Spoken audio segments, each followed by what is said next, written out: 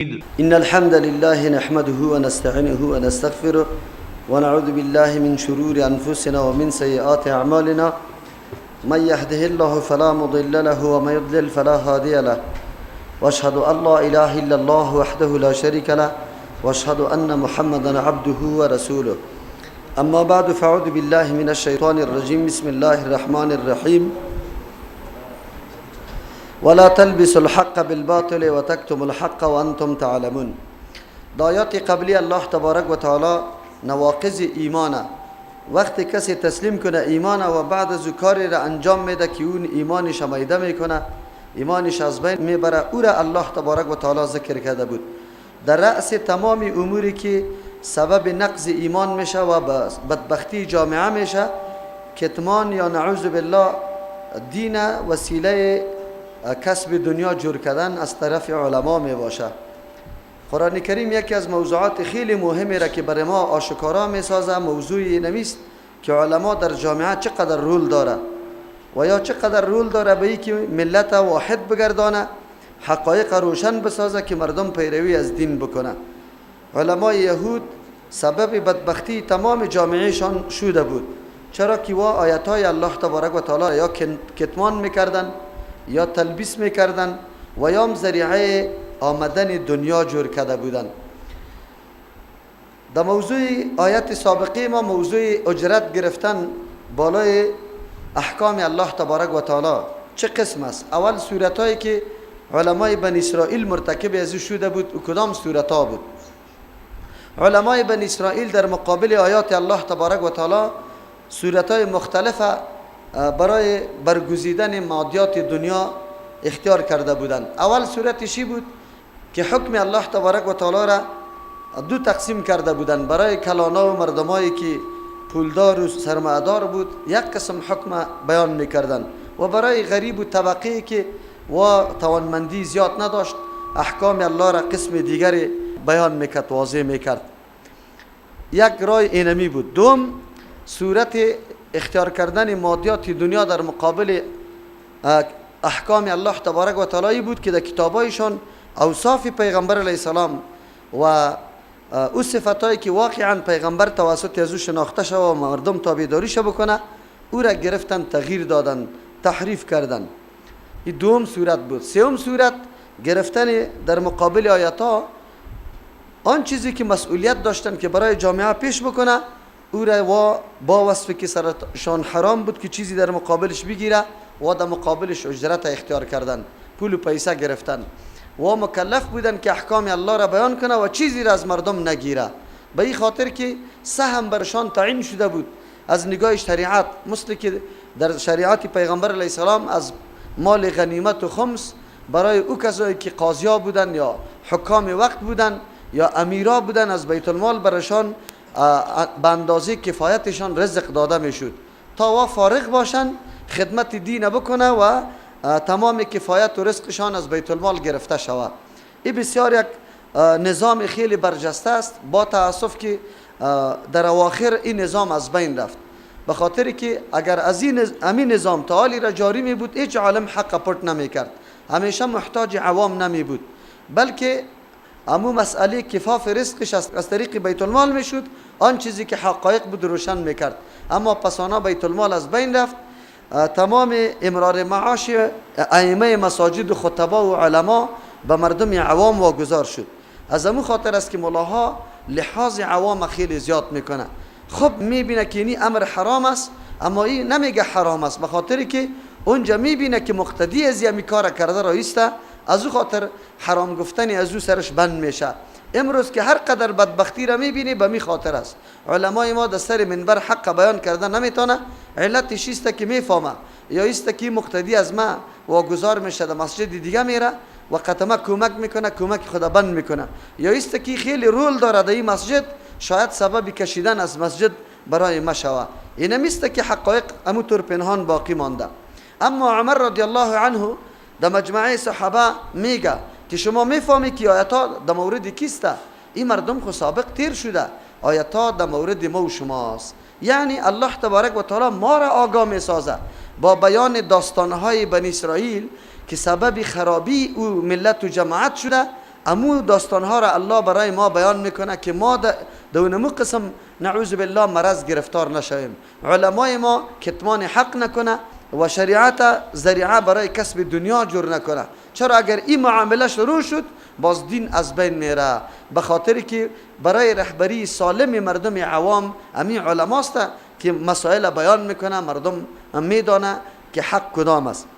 لیکن زمان علما اونمو شیوه ها را اختیار بکنه مردم جاهل میمانه، مردم معلومات نداره. ولی مردم ما تا او اندازه را در جهالت باقی مانده که حتی شرک توحید میگه، یعنی خودش عمل شرک انجام میده و این را بهترین عبادت میدانه. ما و شما پیش تشریحات کردیم، مردم ببینید در روز نوروز از اینجا سفر میکنه، چقدر پول مصرف میکنه و میره طواف قبر میکنه و خیلی بسیار اظهار خوشی میکنه که ما در زیارت سخی جان رفتیم، حالان که سراسر قدم که گذاشته در معصیت الله تبارک و تعالی گذاشته، در لعنت الله گذاشته تا که پس در خانه آمده. اما او آدم آنقدر افتخار میکنه که ما رفتم در اونجا در جنده بالا بودم. عجیب اینمیسته که مردم ما در کدام حالت رسیده. این کل وجوهاتی است که از طریق علمای ما مردم ما برشان تبلیغ نشده، حقایق روشن نشده، مردم در تاریکی ها باقی مانده. الله تبارک و تعالی رحم بکنه. آلی اجرت گرفتن سری طاعت و عبادت چطور است؟ در این مورد علما ما دو موارد داریم. یک موارد اتفاقی است، موارد اتفاقی که اجرت گرفته میشه.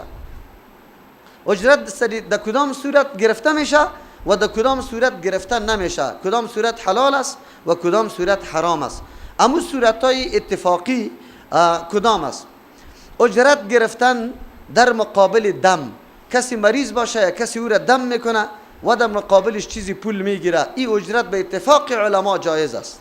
چرا؟ به خاطری که مسئله علاج است، مثل که یک طبیب یا دکتر تداوی میکنه، اینمی قسم دم هم برای مسئله ثواب نیست، برای علاج است، از او خاطر عوض گرفتن درست است.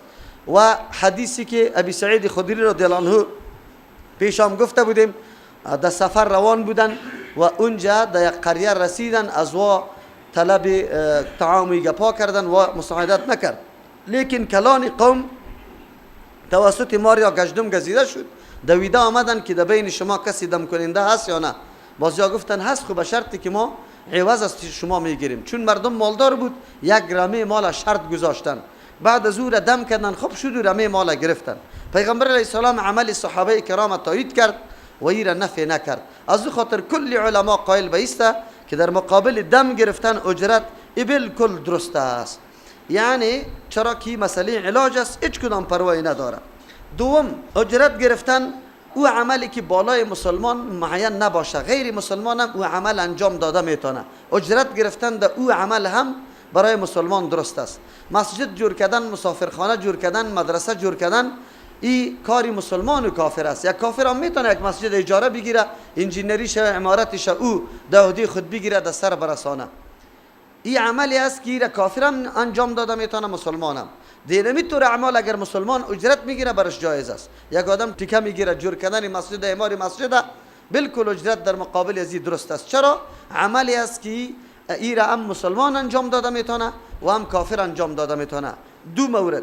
سوم مورد، هر طاعتی که معین است و فرض عین است بالای یک شخص، در مقابل از او اجرت گرفتن حرام است. هرگاه در یک منطقه کسی نباشه که دین الله تبارک و تعالی را واضح بسازه، به مردم بیان بکنه، آلی امی آدم اگر امی دین الله را بیان میکنه اجرت میگیره، این حرام است. انبیاء علیهم السلام اشخاصی بودند که در اینطور وقتا آمدن، در او زمان کسی دیگر دعوتگر دین نبود، از امو خاطر الله تبارک و تعالی اجرت گرفتن هم سری پیغمبران علیهم السلام از مردم حرام ساخته. هر پیغمبر می آمد امیر می گفت ما اجریه الا علی الله، اجر ما یا پاداش ما غیر از الله بالای کسی دیگری نیست، ما از شما چیزی توقعی ندارم. چرا؟ اینمی عمل سری پیغمبر فرض بود، دیگه کس موجود نبود که را برسانه. اولی هم اگر امی طور وقت بیاید کسی نباشه که موضوع دین بیان بکنه، سری امو عالم فرض عین است که موضوع دین بیان بکنه و در مقابلش اجرت گرفتن حرام سرش میشه. این موارد اتفاقی است. اجرت گرفتن در ختم قرآن کریم برای تراویح مسئله اتفاقی است در بین کل علما که این حرام است. چرا؟ به خاطری که تراویح برای ثواب خوانده میشه و هر چیزی که برای ثواب خوانده میشه در اونجا اجرت گرفتن میشه. چرا؟ اگر اجرت بگیری ثواب نیسته، پس ثواب با کی بخشیده میتونی؟ تاسف در اینجاست که آلی در این موضوع علمای احناف خیلی پیش قدم و پیشتاز است از دیگرها کده. علمای احناف نه تنها که تلاوت قرآن کریم بلکه تعلیم قرآن، آذان، امامت سریزی هم اجرت حرام میگه که موضوع اختلافی است که ما بیان میکنم. در مقابل تلاوت قرآن کریم خب بالکل یا همینطور محکم استاد است که اجرت گرفتن حرام است. علامه ابن عابدین فتاوای شامی که منسوب به اوست، او در این مورد رساله نوشته کرده و سر یک تعداد علما سخت رد کرده و او میگه گیرنده و دهنده قطعا گناهگار میشه اگر این اجرت حقیقی باشه یا حکمی باشه. اجرت حقیقی و نموسته که خودی قاری و همین مردم تعیین میکنه که در یک ماه رمضان برای ما ختم بکنی، یعنی قبول برد میده. یا حکما اجرت باشه، حقیقتا اجرت نباشه، پول نمیده، چیزی برش میده که کفا روغن برنج چیزای دیگر امو طور میده. یعنی چیزی نقدی باشه یا غیر نقدی. یکی دوم شرط مانده باشه، یعنی خودی شرط کرده باشه، یا معلوم دار در بین مردم باشه. هر قاری که در مسجد میره عالی معلوم دار است که از مردم چی میکنه؟ پول و پیسه میگیره. این با اتفاق علما حرام است. این که قاری صاحبا میخوره و میگیره و مردم میده، معصیت از الله میکنه، خلاف فتاوای علمای خود عمل میکنه، کار خودشان است. ولی در دین قطعا وجود نداره. بلکه قاری صاحبای ما خفه نشوه، امی حفظ قرآن کریم مکسبی دنیا جور کرده 11 ماه، این حتی در جماعت حاضر نمیشه در مسجد. ببینی که کدام کار انجام میده، اما در ماه مبارک رمضان دنبال امو مسجد میره که نفوس خیلی زیاد داره، تجارای خیلی زیاد مقتدیای از اوسته. باز اونجا چربی برای امام هم است، برای خادم هم است، برای مؤذن هم است، برای آجیا و وکیلا هم است. چرا پول جمع میکنه؟ در یکی از مساجد خیرخانه 1,40,000 افغانی جمع شد. 1,40,000 افغانی او را یک چیزی را به قاری صاحب 60,000 و 20,000 شده، ملا صاحب 10,000 ده خادم، خود 40,000 دیگر الا میوه بیاره، الا شیرینک و چاکلیت بگیره. چرا ختم داریم شوی ختم؟ ایره چی میکنی؟ در مساجد دیگ بار میشه به خاطری که ما چی شوی ختم داریم. تاسف است. علمایی که در سطح تلویزیون سخن میگه، شهرت هم خیلی زیاد داره، خودم خرد نمیشماره، توسط امو علما امی دیگا بار میشه و در او شو مسجد نیست بلکه یک قوشخانه و نعوذ بالله میمانخانه جور میشه. دم هیچ احترام مسجد نیست، خرد و کلان همه گیون همونجا زفت و پرود کرده رایسته. در شب ختم مردم باید گریان کنه. امو مهمان عزیز قرآن کریم که در این ماه مبارک رمضان آمده بود و توی نمی قسم به عبادت الله استاد میشودی، آل دیگه امی موسم و امو زمان از پیشت میره، تو باید گریان بکنی. الحمدلله ما مسجد داریم، ما نه ختم داریم به این قسم و نه شیرینک توزیع میکنیم، نه، بلکه الحمدلله شب گریان میباشه، شب بدعا میباشه.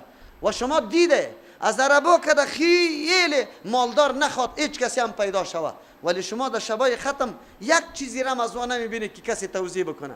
مردم افغانستان هم ختم میلگای خود جور کرده، خیر و خلاص. او چطور ختم کرده؟ در 6 شو ختم کرده بیچاره.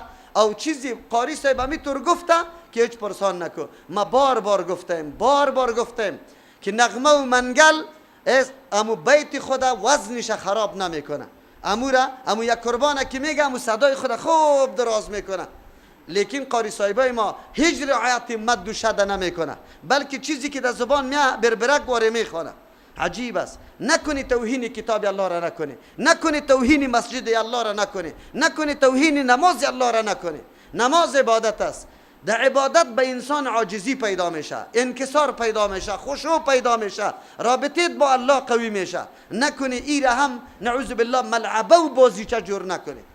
یقین به الله بکنی این عباداتی که فعلا در مساجد افغانستان صورت میگیره 20 رکعت تراویح و در 15 دقیقه ختم میشه و ملا امو ملاست که در پشتش آفرین میده که ملا صاحب این بگا ماشاءالله تریشل بودی در 12 دقیقه 3 دقیقه پیش شده ملا صاحب 3 دقیقه پیش شده ماشاءالله. این مردمی عبادت است، این رمضان است. اگرچه حدیث ضعیف است، یک عبادت فرضی در رمضان برابر 70 است و یک عبادت نفلی برابر فرض است. تو جناب مقتدی که در تمام تراویح سبحانك اللهم را رسانده نتونستی، سبحان ربی العظیم 3 مرتبه گفته نتونستی، درود گفته نتونستی، دعا را گفته نتونستی، قومه و جلسه که فرض بود این را خو به هیچ وجه برابر نتونستی، چی توقع ثواب از الله داری؟ از نماز الله چی جور کردی تو؟ راستی تا بگو.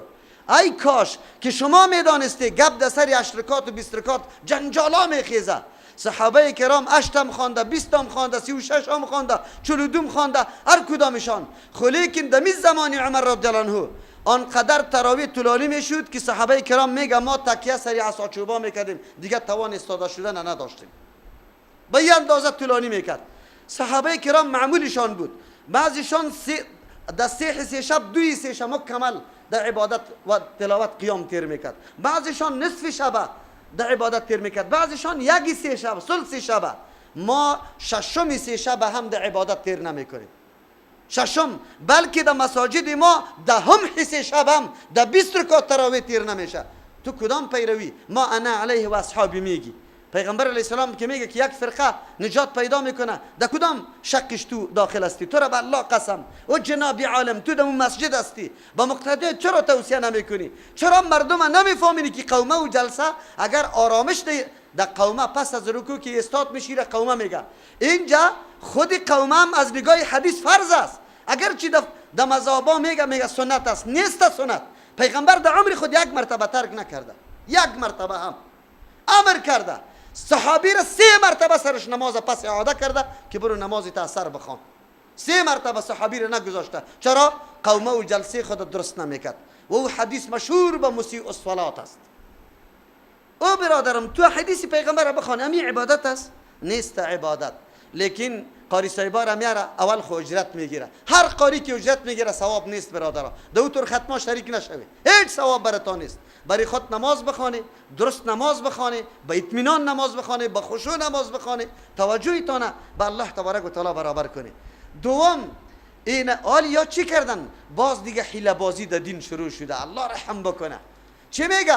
ملای بدبخت دور از محاضر مجلس، او ملایی که فقط میخواه حرام حلال بسازه برای مردم، نعوذ بالله. در سر شراب نام دیگر را بگذار و مردم بگو که بخوره، این شراب نیست، آبی جو است، آبی گندم است. اینی قسم نامش تغییر بده.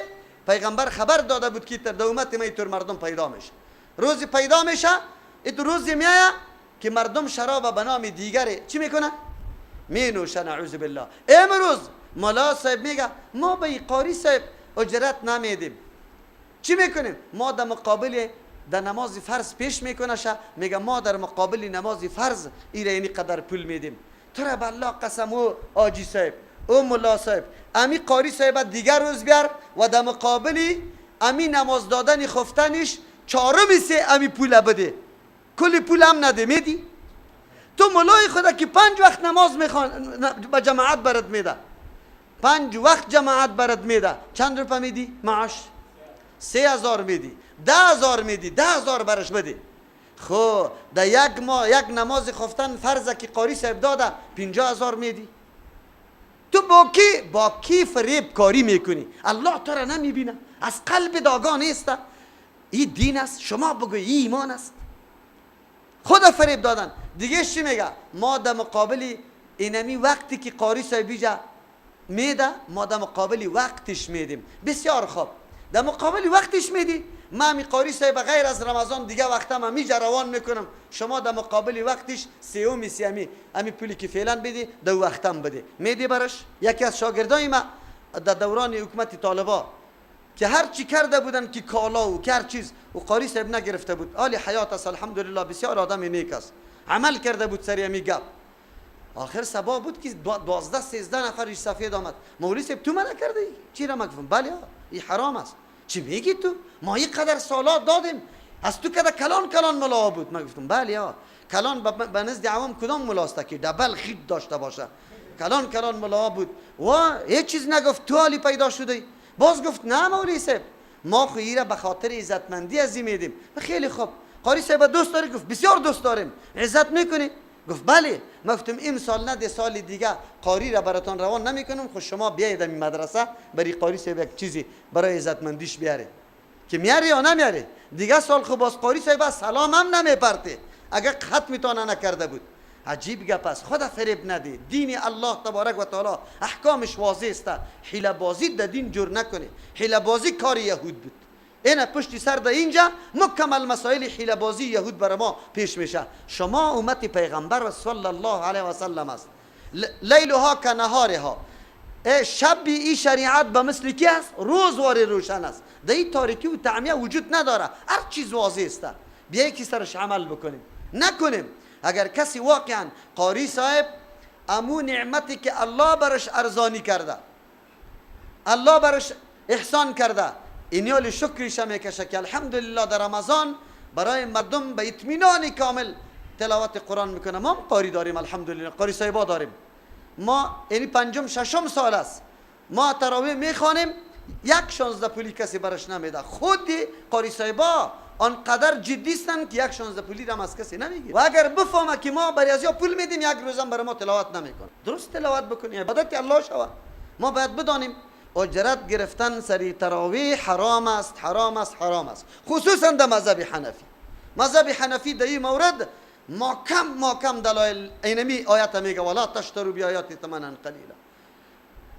یک موضوع اختلافی است. موضوع اختلافی در تعلیم قرآن کریم، در تدریس قرآن کریم و در امامت، در آذان اجرت گرفتن چطور است؟ علمای احناف قائل است متقدمین که حرام است. اینمی آیت دلیل میگیره ولا تشتروا بیاات ثمنا قلیلا. هر عبادتی که معین نباشه، خسری تو فرض باشه، ادا کردنش در مقابل از تو اجرت گرفتن نمیتونی. تعلیم قرآن سری تو فرض است، نماز خواندن سری تو فرض است، از او خاطر در مقابلش اجرت گرفتن نمیتونی. سه امام دیگه، احمد ابن حنبل، امام مالک و امام شافعی رحمت الله علیهم و قائل به است که جایز است در مقابل تعلیم و تدریس. علمای متأخرین احناف هم قائل به شدن امامت و در تعلیم قرآن اجرت جایز است. چرا؟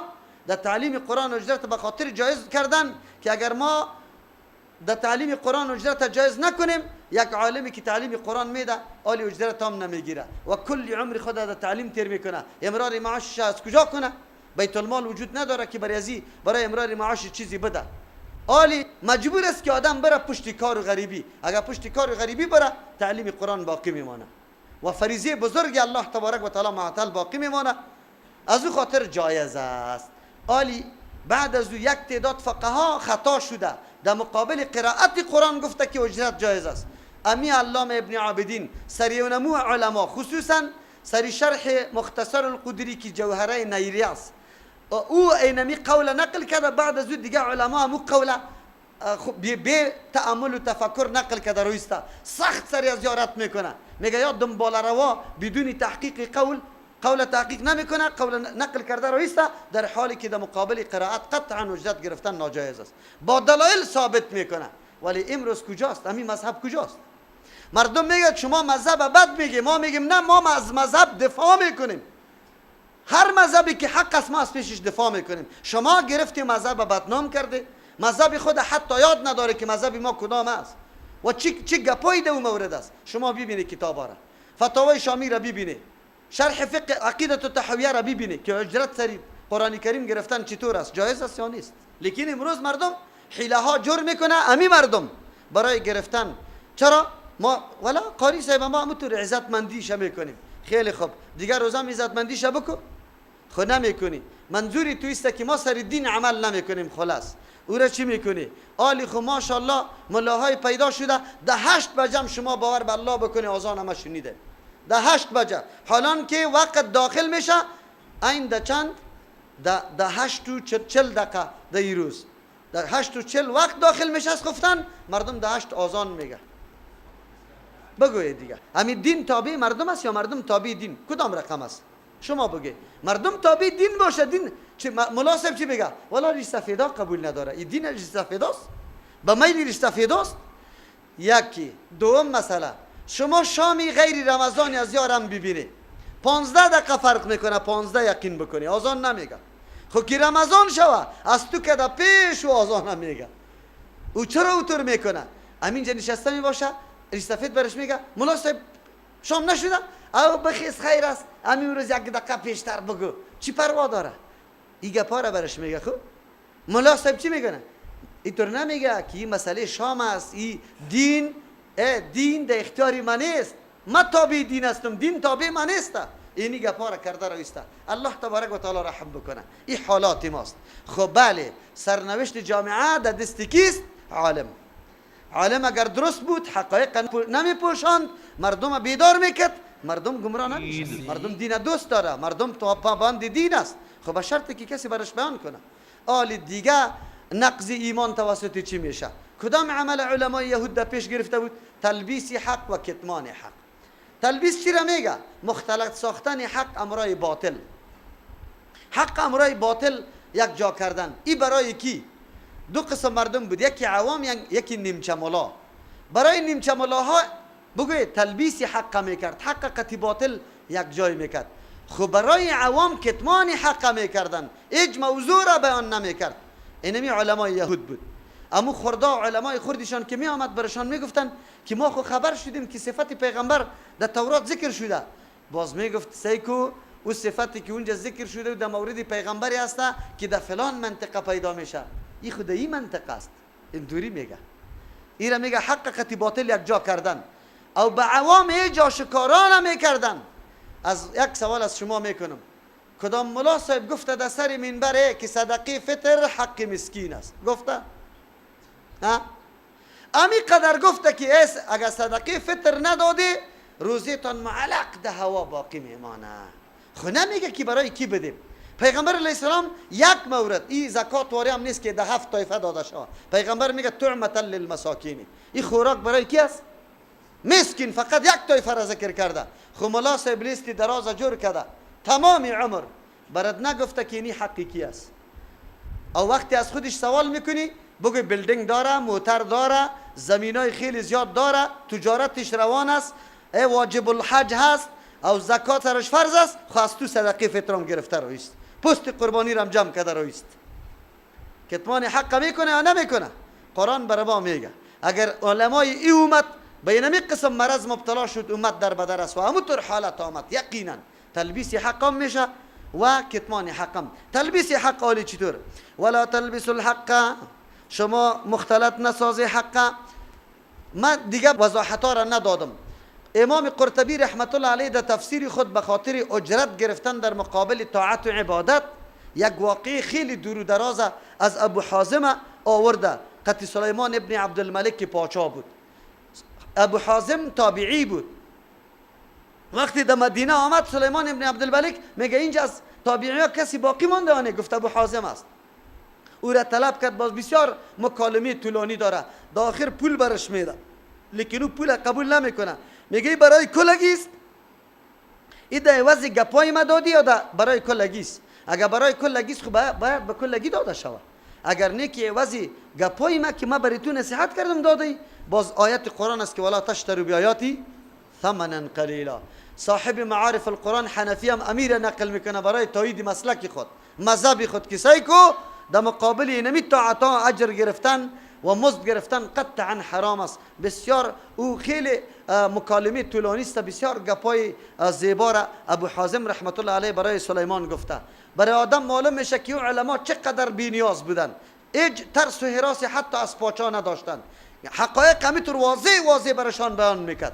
لیکن امروز حالت نیست، الله رحم بکنه. ولا تلبس الحق، شما مختلط نسازی حق بالباطل، امرای باطل بی به معنای معسته. امرای باطل حق مختلط نسازی. چه رقم حق مختلط نسازی؟ شما میفهمید چه رقم مختلط میشه؟ یا شبهه تاویل میکنه یا تاویل میکنه و یا یک شبهه وارد میکنه. تاویل چطور میکنه؟ صفتای الله تبارک و تعالی آمده الرحمن علی العرش استوا، پروردگار بالای عرش برابر شد. همین معنایش است. به مش قسمی که لیاقتشان کیسته؟ الله تبارک و تعالی است. کیفیت به ما معلوم نیست، لیکن یا تاویل میکنه میگه تسلط حاصل کرد بالای چی؟ بالای عرش تسلط حاصل کرد. اینی را مردم میگه تاویل. اینجا حقیقت باطل چی میکنه؟ یک جا میکنه. نعوذ بالله. چرا قرآن کلش حق است؟ حق همون چیزی را میگه که به دلیل شرعی ثابت باشه، باطل در مقابلش همون را میگه که به دلیل شرعی ثابت نباشه. این را میگه تاویل کردن. ید الله آمده میگه مراد از ید نعمت یا قدرت است. حالان که صفت الله در سلف، صفت الله در سلف در زمان صحابه و تابعین چطور بود؟ امو صفت به الله ثابت میکرد بدون کیفیت. امو رقم که لایق شان کیست؟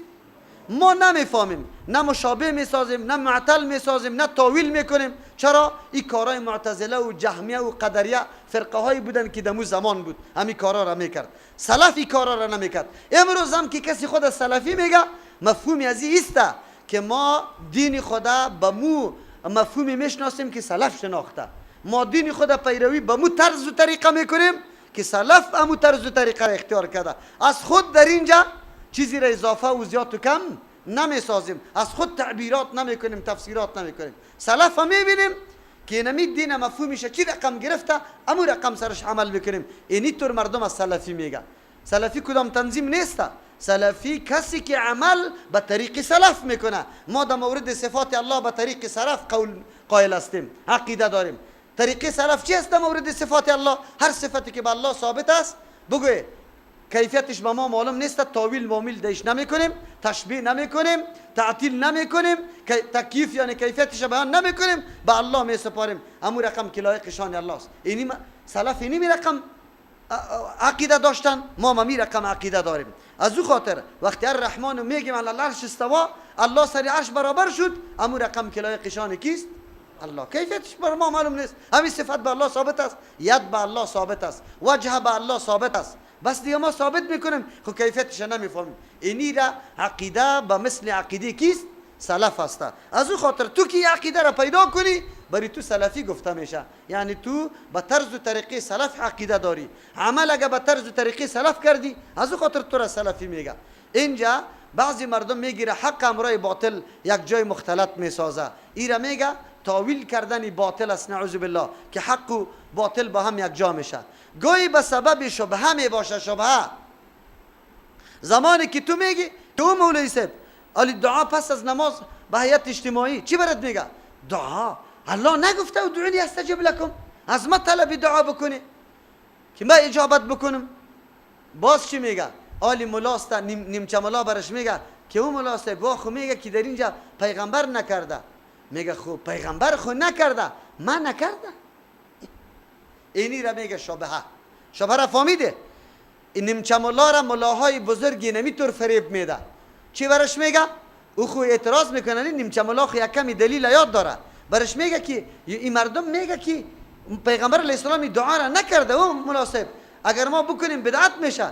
میگه تو از پیشش سوال کو، وی پیغمبر من نکرده؟ من نخواهم نکرده، کی نکرده؟ منم نکرده.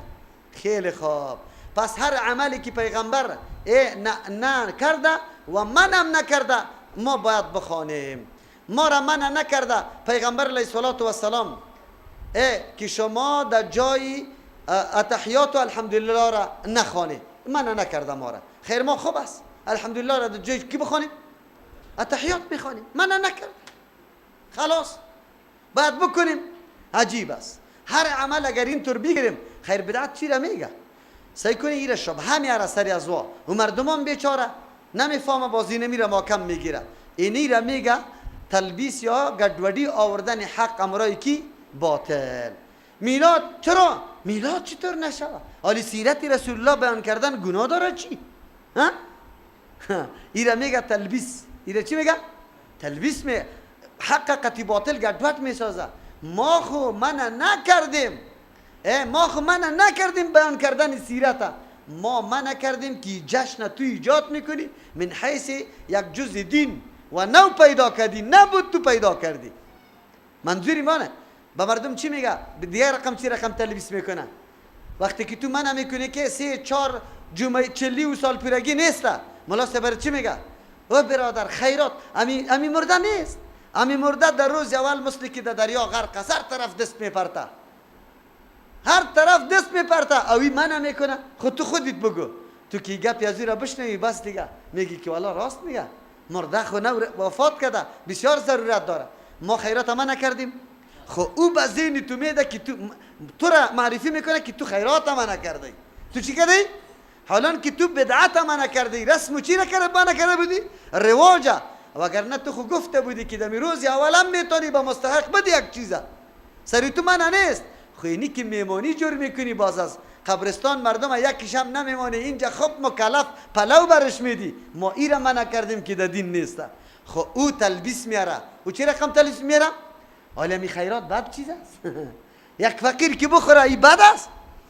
اونجا خود اینالی تو همی قبرش نمیگی که اینجا خود فقیر نمیخوره و ملاسه این خود میمانی است.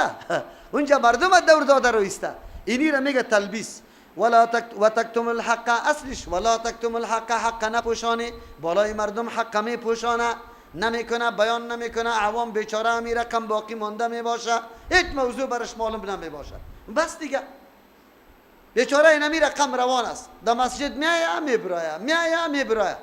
یک وقت متوجه شوه کدام تبلیغی بیا و قطعی تبلیغی یک 4 دقیقه که بشینه، اونجا بازوام برش چی میکنه؟ تسبیحات فاطمه را یاد میده که 33 دفعه سبحان الله بگو، 33 دفعه الحمدلله بگو، 34 دفعه الله اکبر بگو. بازی مردکه ایران میمانه که مولا صاحبی ما چرا بر ما نگفته؟ حالی یک تبلیغی برای یک روز آمده امی تسبیحات برش یاد میده، خب مولا صاحب 10 سال اینجا در مسجد امرای امی مقتدی است، تسبیحات برش گفته؟ حق پټ کرده. و انتم تعلمون، شما خب میدانی که چقدر گناه بزرگ است کتمان حق و چقدر سبب بدبختی ها میشه. حق پټ کردن کلی بدبختی از حق پټ کردن میشه. حالی اگر علمای ما واقعیت بیان کنه به مردم بگویا، هیچ نظام موجود نیست. قطعا مردم در درایی واقع نمیشه. بالکل صفا سوتر است. دین یک دین است. هیچ امام خلاف پیغمبر قدم گذاشته نمیتونه. باید بگویا. هیچ گپ نیست. خدا نمیگن کتمان حق سبب بدبختی است. الله میگه و انتم تعلمون، شما خوب میدانه که کتمان حق چقدر بد است. چی معنا؟ کتمان حق که آدم به حالت جهالت هم بکنه گناه است. خب لیکن به امرای علم گناهش چی میشه؟ بگو یکی برده اضافه میشه. چرا؟ به خاطری که میدانی. دوم معنا و انتم تعلمون، شما خوب میدانی، شما خوب میدانی که این عواقب خیلی زشت داره. کسی که حق پنهان میکنه چقدر عذاب داره. یک آدم که از عذابم خبر باشه و بازم همون کاری عذاب میکنه، این چقدر زشت است. و اقیموا الصلاة و آتوا الزکاة و ارکعوا مع الراکعین. اینالی قرآن یکی از جمله امتیازاتش است، وقتی که درد بیان میکنه علاجش هم بیان میکنه. هیچ نظام دیگه ای طور نیست. قرآن کریم که کدام امر من میکنه بدیل و عوضش برای تو در دست میده. خب علما چرا سرچشمه اینمی تلبیس حق و کتمان حق چی بود؟ سرچشمه اینمی که حقایق واضح نمی ساختن چی بود؟ یکی خو نعوذ بالله خود کلان می تراشیدن. یک تعداد علمای امام الله دور داشته باشه علمای حقانی را، آلی که برش میگی ترجمه به عوام بکن، او عوام کلا نعم از چی؟ سری خود از درد میاری. همینطور میگن نمیگه خود کلان می تراشه نعوذ بالله. میگه نه یا لیاقت ازیره نداره که من دردی سری به خود دردی سر بدم. این مایه تکبر است. این مایه چی است؟ تکبر واداشته که تو حق بیان نمیکنی. الله برات میگه واقیم الصلاة، چی را قایم کنی؟ نماز تکبر از بین میبره. چرا؟ وقتی تو استاد بشی اولین کلمه که میگی کدام کلمه است؟ الله اکبر. الله بزرگ است. خود اعتراف میکنی که بس من بزرگ نیستم، من یک انسان عاجز هستم. بزرگی از الله تبارک و تعالی است که از هر نگاه بزرگ است. من چی بزرگی دارم؟ بزرگی من چیست؟ 3 دقیقه بعد خو سرم میایه در بین همین مجلس خود گرفته نمیتونم. در ترجمه سرم خو میایه نمیه، خود گرفته نمیتونم. عاجز انسان هستم، چی بزرگی دارم؟ نماز از انسان تکبر از بین میبره. از او خاطر الله تبارک و اقیم الصلاة میگه. یکی. دوم، انسان زمان اینمی بدبختی ها از پیش صادر میشه که رابطش با الله ضعیف شوه. وقتی که خشیت الله در قلبش پیدا نشوه، نه مسئولیت خدا میشناسه و نه خدا در برابری مردم چی میدانه؟ مسئول میدانه. هیچ حقی مردم سری خود نمیدانه که من این مسائل بیان کنم. الله علاجش گفت که اگر میخواهی که خشیت الله در قلبتان پیدا شوه، رابطتان با الله قوی باشه، نماز قائم کنی، درست نماز بخوانی، با خشوع نماز بخوانی، با وقت بخوانی، با جماعت بخوانی، رعایت تمام سنن و مستحباتش بکنی. این را اقامت الصلاة میگه. 2 عامل برای بدبختی علمای یهود بود، یکی تکبر، دوم مادیات یا دنیا پرستی. فکر میکردن اینمی دنیاست و خو حقایق به خاطری بیان نمیکرد که اگر ما بیان کنیم مردم سری پیغمبر ایمان میاره، دکانداری ما مکمل فلج میشه. اما عزت و آبرو منصب و مرتبه که ما داشتیم او مکمل چی میشه؟ از بین میره. کل گیرد پیغمبر جمع میشه، ما باز کدام حیثیت نداریم. از او خاطر نمیگفتن حقایقه. به مردم عوام خودم صفاتای پیغمبر علیه السلام که در کتابای خودشان آمده بود هیچ بیان نمیکرد، ایره بیان نمیکرد. مثل که آلی ملا صاحبای ما که مشکات شریف هم میخونه، دمون جایی که حدیث رفع الیدین است را ترک میکنه، امور میگذاره و عوام نمیگه. چرا اگر بگویه خب عوام برش میگه که اینجا خدا حدیث آمد، چطور است؟ امور ترک میکنه.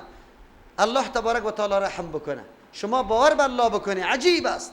احادیث پیغمبر جمع شده در کتاب، لیکن آدم مذهبی میخیزه هر حدیثی که موافق مذهب خود است او را میگه، که مخالف مذهب خود است او را چی میکنه؟ ترک میکنه، نمیگه. آیا مصداق آیاتای قرآن ما نمیشیم؟ حقیقت پنهان میکنیم از مردم؟ نکنیم پنهان. دنیا را اصلی هدف جور نکنیم. ما اگر بخوایم که آل محبت دنیا از دست ما از ما بروه، و آتو الزکات، بدهید زکات. باولی دست خود که کار کرده زحمت کشیده، وقتی در نصاب برسه سال مکمل شوه، آلی دیگه تو باید زکات بدی، از 40 روپه 1 روپه را بدی.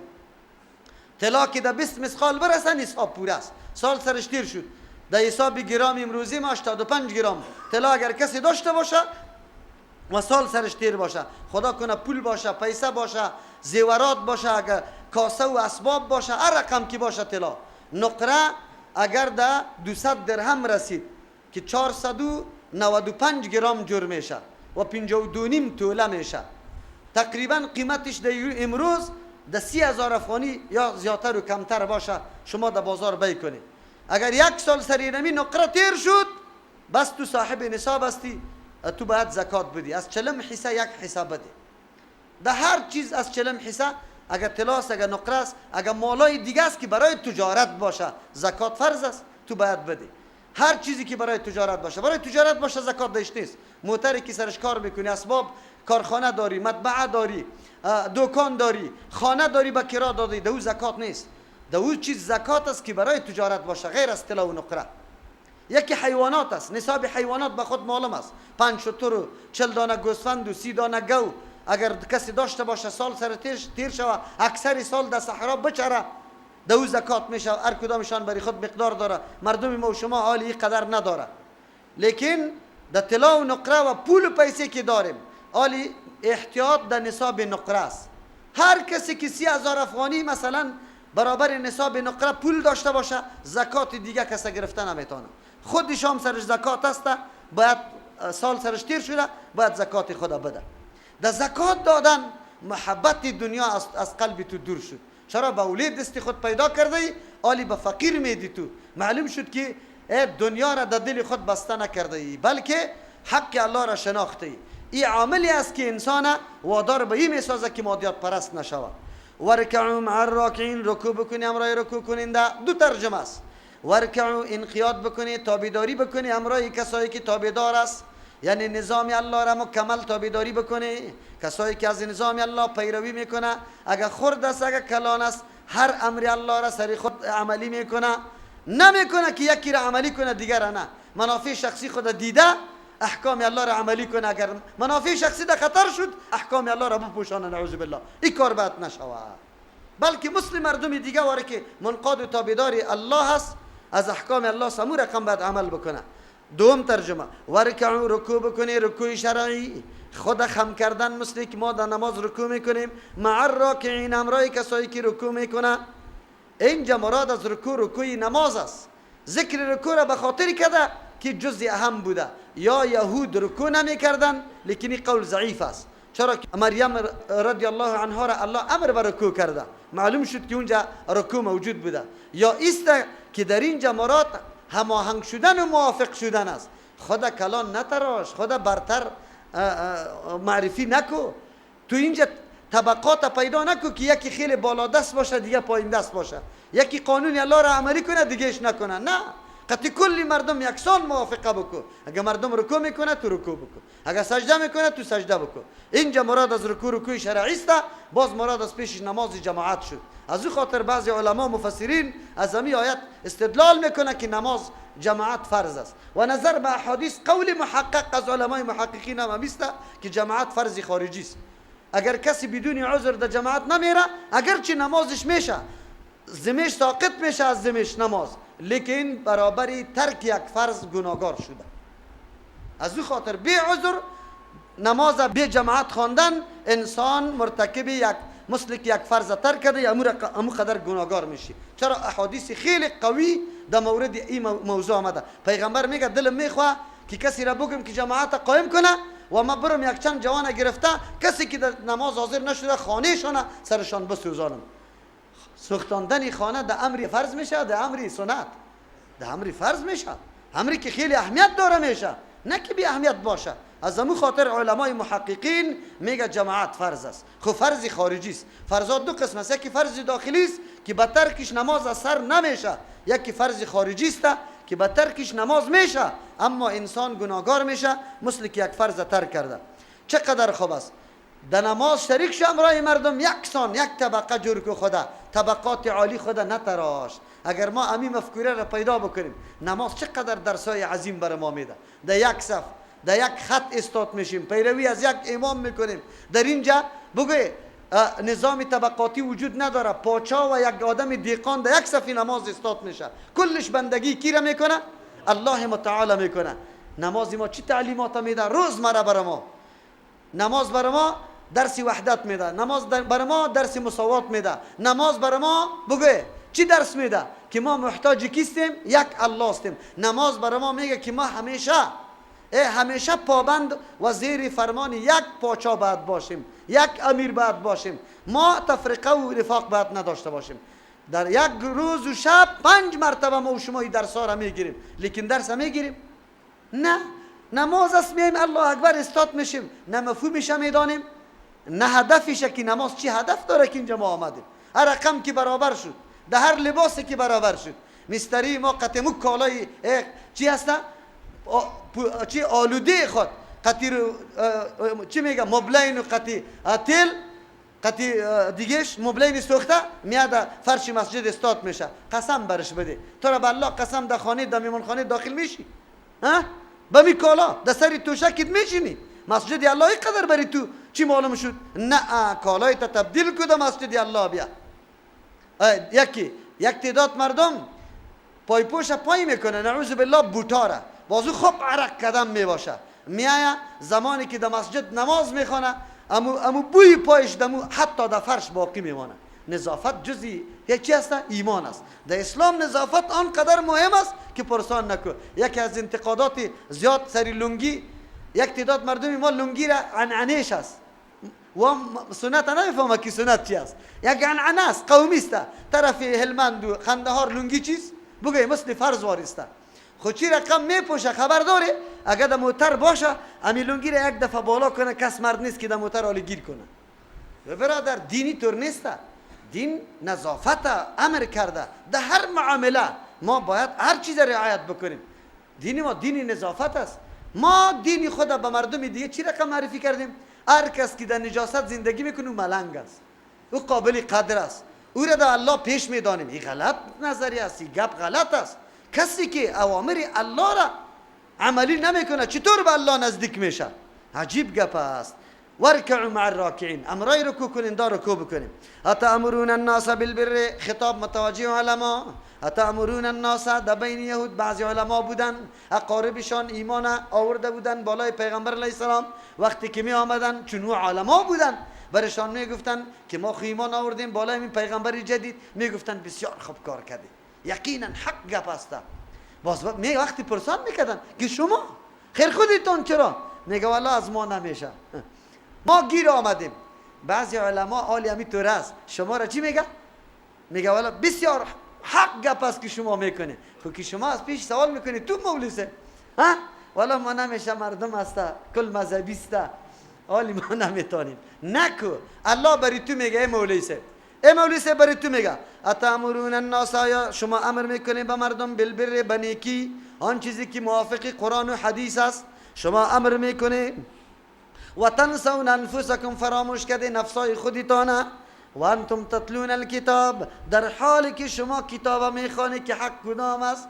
بسیار سخت آیت است. هر عالمی که آیت قرآن میخوانه بعد یک دفعه متوجه شو که آیت مصداقش کی میگرده. خدا فراموش کردیم اگر یک راه حق است بعد اول ما برم، پیشتاز ما باشم. هر کس تلاش داره که در فایده اول خدا پیش کنه یا دیگه کسا خدا بعد پیش کنه. وقتی که راه حق است خدا پیش کن.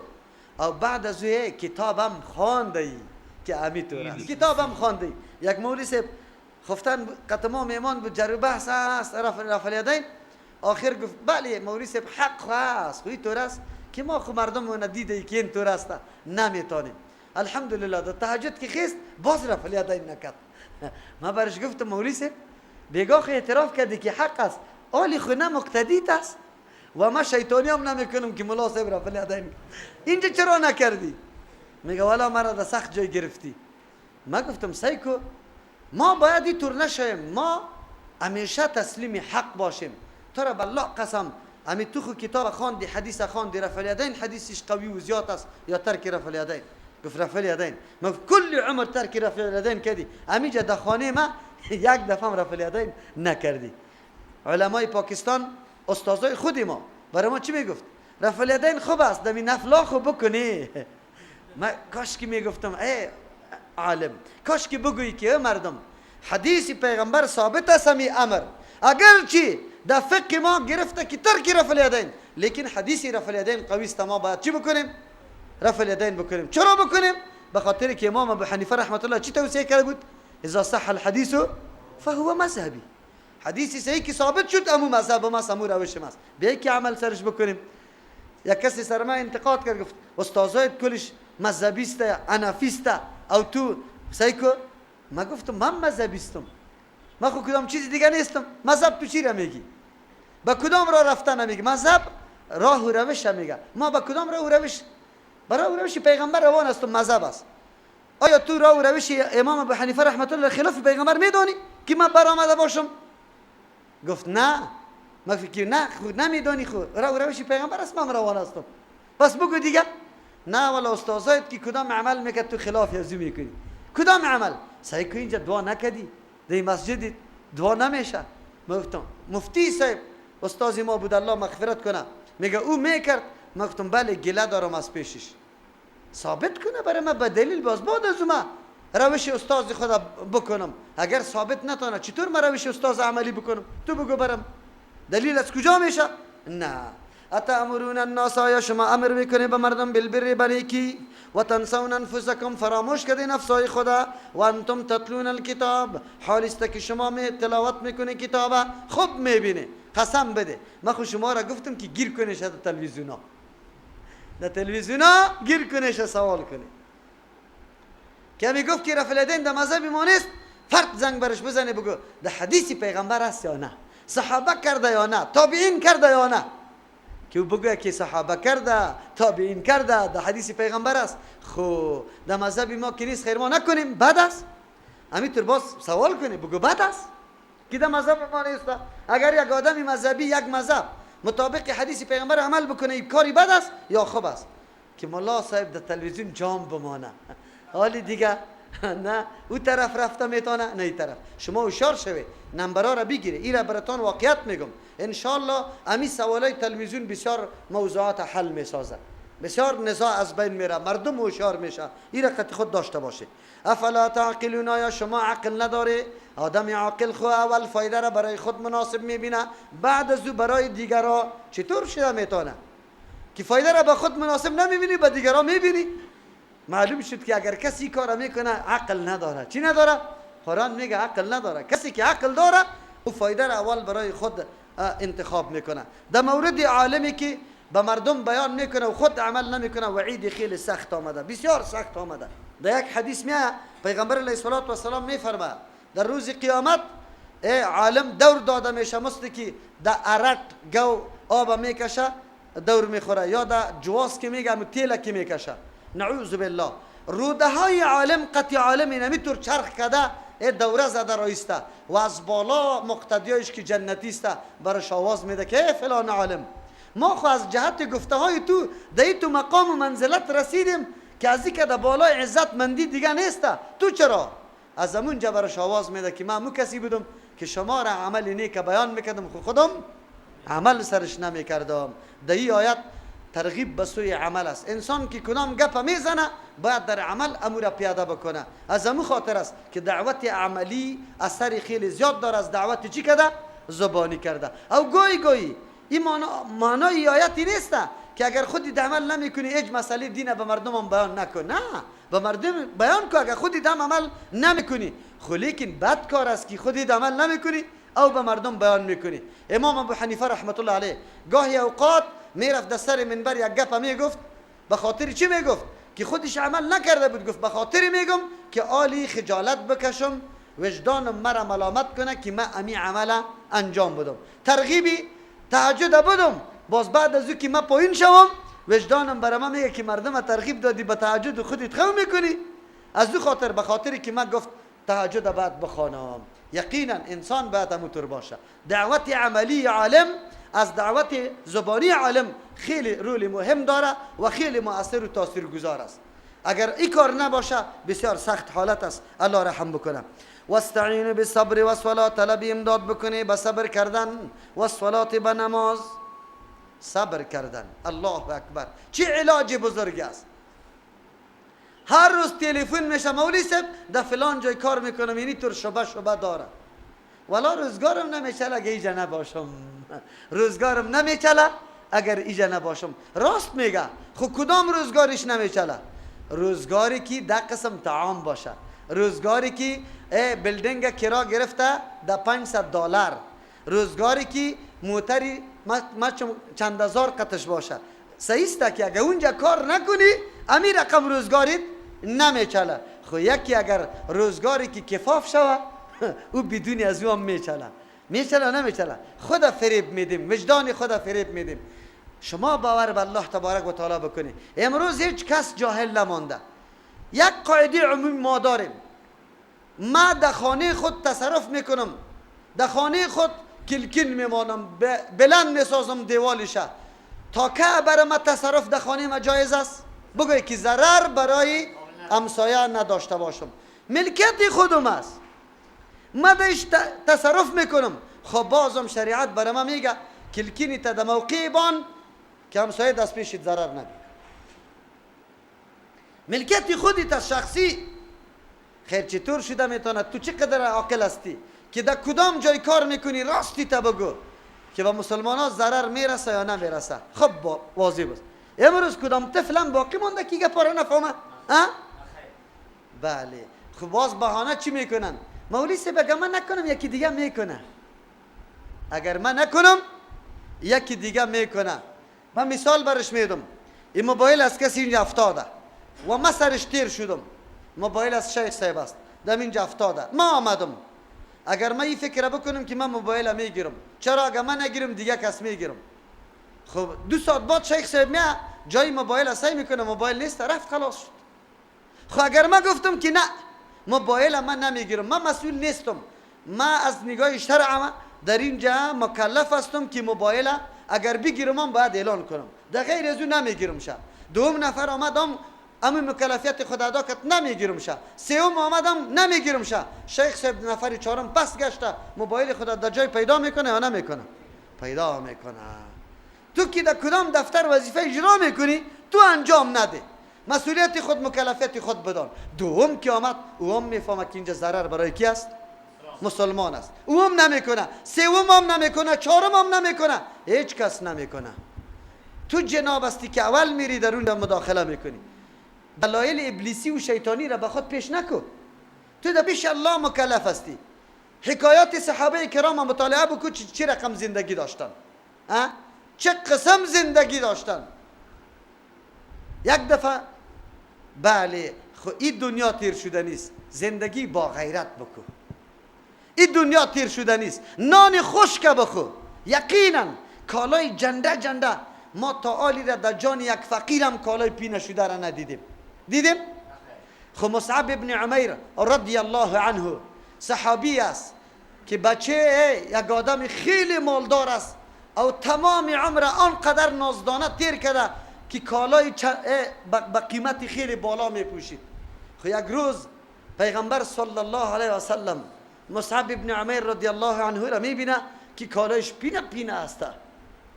او پیغمبر خودش یادآوری میکنه که الله رحم بکنه سر مصعب. ببینه عشق محبت دین ای روادار ساخته که از او زندگی بگه تنازل کنه و بیا این زندگی را بپذیره. این زندگی عزت بود. کالای ما تالی را پینه نخورده. چطور برای خود عذرا را بیان میکنیم که نمیچلم؟ چرا نمیچلی؟ اگر ما سری دین الله غیرت کنیم و از صبر کار بگیریم، واستعینوا بالصبر، صبر علاج کل مشکلات است. قرآن کریم درسی که برای ما میده به انسان یقینا در زندگیش مشکلات متنوع است. مختلف مشکلات اقتصاد داره، صحت داره، ناهماهنگی خانوادهش است، قطش جور نیسته، همسایه قطش جور نیسته، کار روزگارش جور نیسته. کل زیر الله علاجش چی بیان میکنه؟ اول مثلا واستعینوا بالصبر، طلب امداد بکنه با صبر کردن. خیر است اکتفا بکن، تکلیف برداشت کن. دختری تا در دفتر خارجی روان نکن، زندگی مرفه را پشتش نرو. خیر است نان خشک بخو، عفت و غیرت تا نگاه بکن. بهترین علاج صبر است. رمضان آمده، ما توسط صبر میتونیم حکم الله را در سر برسانیم. اگر صبر نکنیم توش نمیشه یا نمیشه، گوش نمیشه یا نمیشه. بله، هر چیز برای انسان مهیام میشه، لیکن شما صبر میکنید. نماز بیگاه تراویح را بخوان تا 11 بجه را، بعد از او تا 1 ساعت خواب دیگه برات نمیاد، بعد از او 2 بجه پس بخیز. برای 2 ساعت تو خواب کرده ای. اگر صبر نکنی میتونی؟ نمیتونی. خود صبر اونمو نسخه خیلی قیمتی است که در کل زندگیت هم مشکل تو را حل میسازه و تو را هم یاری و همکاری میکنه. صبر بکن. از امو خاطر است که از صبر مفتاح الفرج. صبر کلید چیست؟ همه گشایش هاست، همه کامیابی هاست.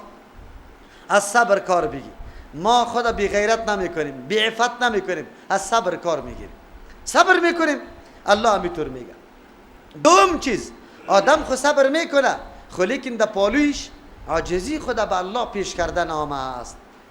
هر روز دوستا زنگ میزنه، بسیار مشکل دارم، کدام دعا نیست؟ یک مقصد دارم که پوره شود، کدام دعا نیست؟ بله، قرآن برای ما مکمل راه را نشان داده. بهترین علاج که الله برای ما گفته، ضرورت به زبان کسی نیست. به اون دعاهایی که ملاها تجربه کرده که اینی آیت اینقدر بخون باز مشکل دل میشه، نه پیغمبر نگفته ای گپا را، او کتاب الله برای ای گپام نامده. الله برای ما برای حل مشکل راه را تعیین کرده. واستعینوا بالصبر، طلب امداد بکنی، از الله کمک بخوای. بالصبر، به صبر کردن، صبر پیشی خود بگیری. والصلاه، نماز بخوانی، عبادت الله را بکنی. مشکلاتی که سری پیغمبر می آمد، حدث له امر فزع الى الصلاه، وقتی که با پیغمبر علیه السلام کدام کار پیش میشد جلتی میکرد به سوی کی؟ نماز. مشغول میشد در عبادت الله، عاجزی به الله تبارک و تعالی میکرد. امروز چرا ما فراموش میکنیم؟ عبادت الله را زیاد بکن، صبر بکن، الله تبارک و تعالی مشکل حل میکنه.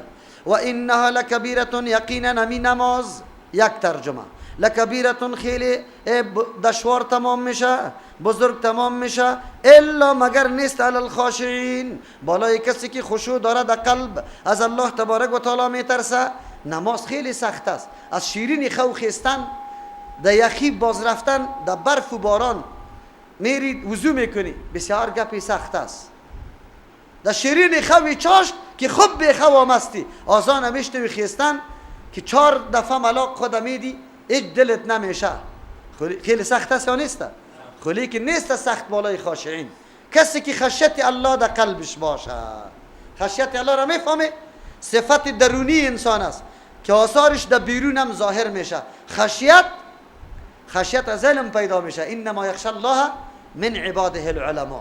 هر قدر که معلوماتت با الله زیاد شوه، الله را خوب بشناسی، صفاتش را بشناسی، خشیت الله در قلب تو زیاد میشه. بسیار ترس الله در قلبت زیاد میشه. وقتی ترس الله در قلبت زیاد باشه، همین مجردی که آزان میشه که میگی حالی که میخیزه بسیار مانده و زل استم، دستی جهنم دادت میه که حال زنه و مانده استم، دیگه گپ سرم نیسته، خالی میتونم که بخیزم. آیا تحمل آتش الله را دارم؟ کدام آتشی که اعدت للکافرین وقودها الناس والحجاره، آیا او را دارم؟ 4 دقیقه پکه نباشه، کلکینا را برای 4 دقیقه ما بند میکنیم، پف کرده و یهویی نفس کشیده میریم. آیا در تفت و تموس جهنم توانایی داریم؟ برای ما اگر دروازه بسته شود خلق آدم قید میشه، فریاد و چیغ آدم میاد. آیا در او قبر توانایی داری؟ آیا در او جای زیقی که با مثل میخ کوبیده میشه در حدیث میاد، در اونجا تو توانایی داری؟ اگر انسان علم داشته باشه به جهنم، اگر انسان علم به صفات الله داشته باشه و تو بنده ترزاتی هستی که ادنا حرکت از الله پوشیده نیست، مکمل میبینه او از پیشت بازخواستم میکنه، آلی تو نماز ترک میکنی؟ کلا قطعا نمیکنی. از او خاطر الله میگه نماز سخت است، خب بالای کسی که خشوع داره سخت نیست. یک و اینها می خصلت صبر و نماز اردویش لکبیرتون خیلی دشوار است، هر کس توانمندی از زیره نداره که انجام بده. چرا؟ به خاطری که خود از ضعیف فکر میکنه. لیکن نیست سخت دشوار الا علی الخاشعین، نیست و اینها لکبیرتون دشوار است الا نیست دشوار علی الخاشعین، بالای کسانی که ترس الله در قلبش جا گرفته. ترس الله، خشیت الله که در قلبش جا بگیره، خشیت الله که در قلب جا بگیره باز تو رو وادار میسازه. دستی تم غلط دراز نمیکنی، چرا؟ خشیت الله است. در دنیا جلوگیری از همه جنایات چی چیز میکنه؟ عقیده. چی میکنه بگوی؟ چی چیز میکنه؟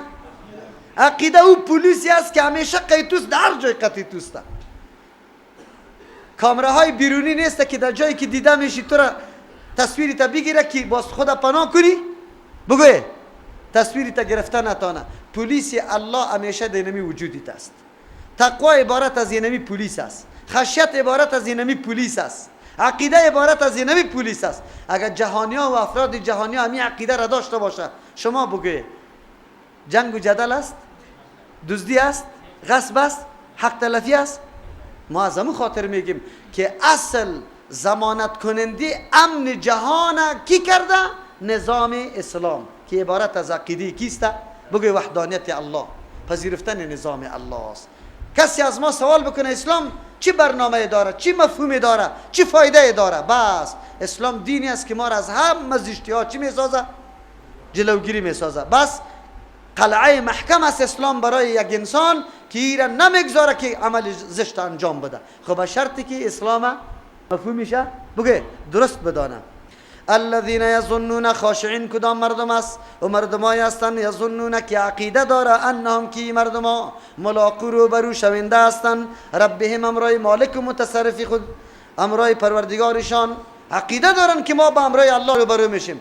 کسی که عقیده داشته باشه با امرای الله، آیا او خشیت در قلبش پیدا میشه و نمیشه؟ میشه. شاگرد که 2 روز غیر حاضری بکنه استاد خیلی کم قهری باشه، خب میفهمه که من قطعی معلم صاحب من روبرو شده نیستم. پیش از اینکه در معلم برسه لنگاش چی میشه؟ یکی از عوامل درسخوانی ما چی بود خبر داره؟ بسیار میترسیدم از لب. نو که در صنف اول بودم، امیلت که شروع میشد در اونجا من پیش از 20 نفر پیش گریان شروع میکردم و یه عامل بود بالای درس خواندنی ما. خب که شب میرفتم کاری خانگی را مکمل حل میکردم. خب زمانی که انسان این عقیده را داشته باشه خشیت الله در قلب پیدا میشه. و انهم الیه راجعون، و عقیده داره که یقینا اینمی مردم الیه خاص به سوی الله تبارک و تعالی راجعون، بازگشتنی استند به سوی الله تبارک و تعالی برای حساب کتاب. از او خاطر خشیت الله در قلبش است، همیشه قدم به احتیاط میگذاره، میفهمه که الله مرا میبینه، هیچ کس نمیبینه. الله مرا میبینه، الله قادر است، پیش الله رفتنیستم، الله از ما سوال میکنه. کل گپا برات واضح میشه، قدم به احتیاط میمانی.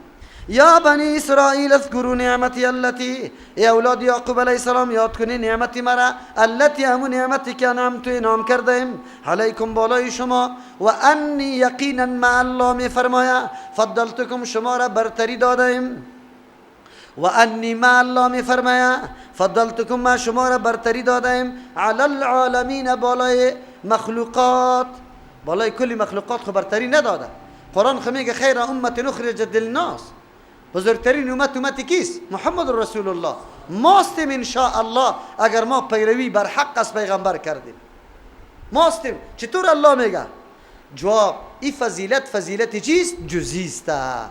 او فضایلی که الله برای از نصیب کرده بود، نجات از فرعونیان نصیب از بود، از ما است.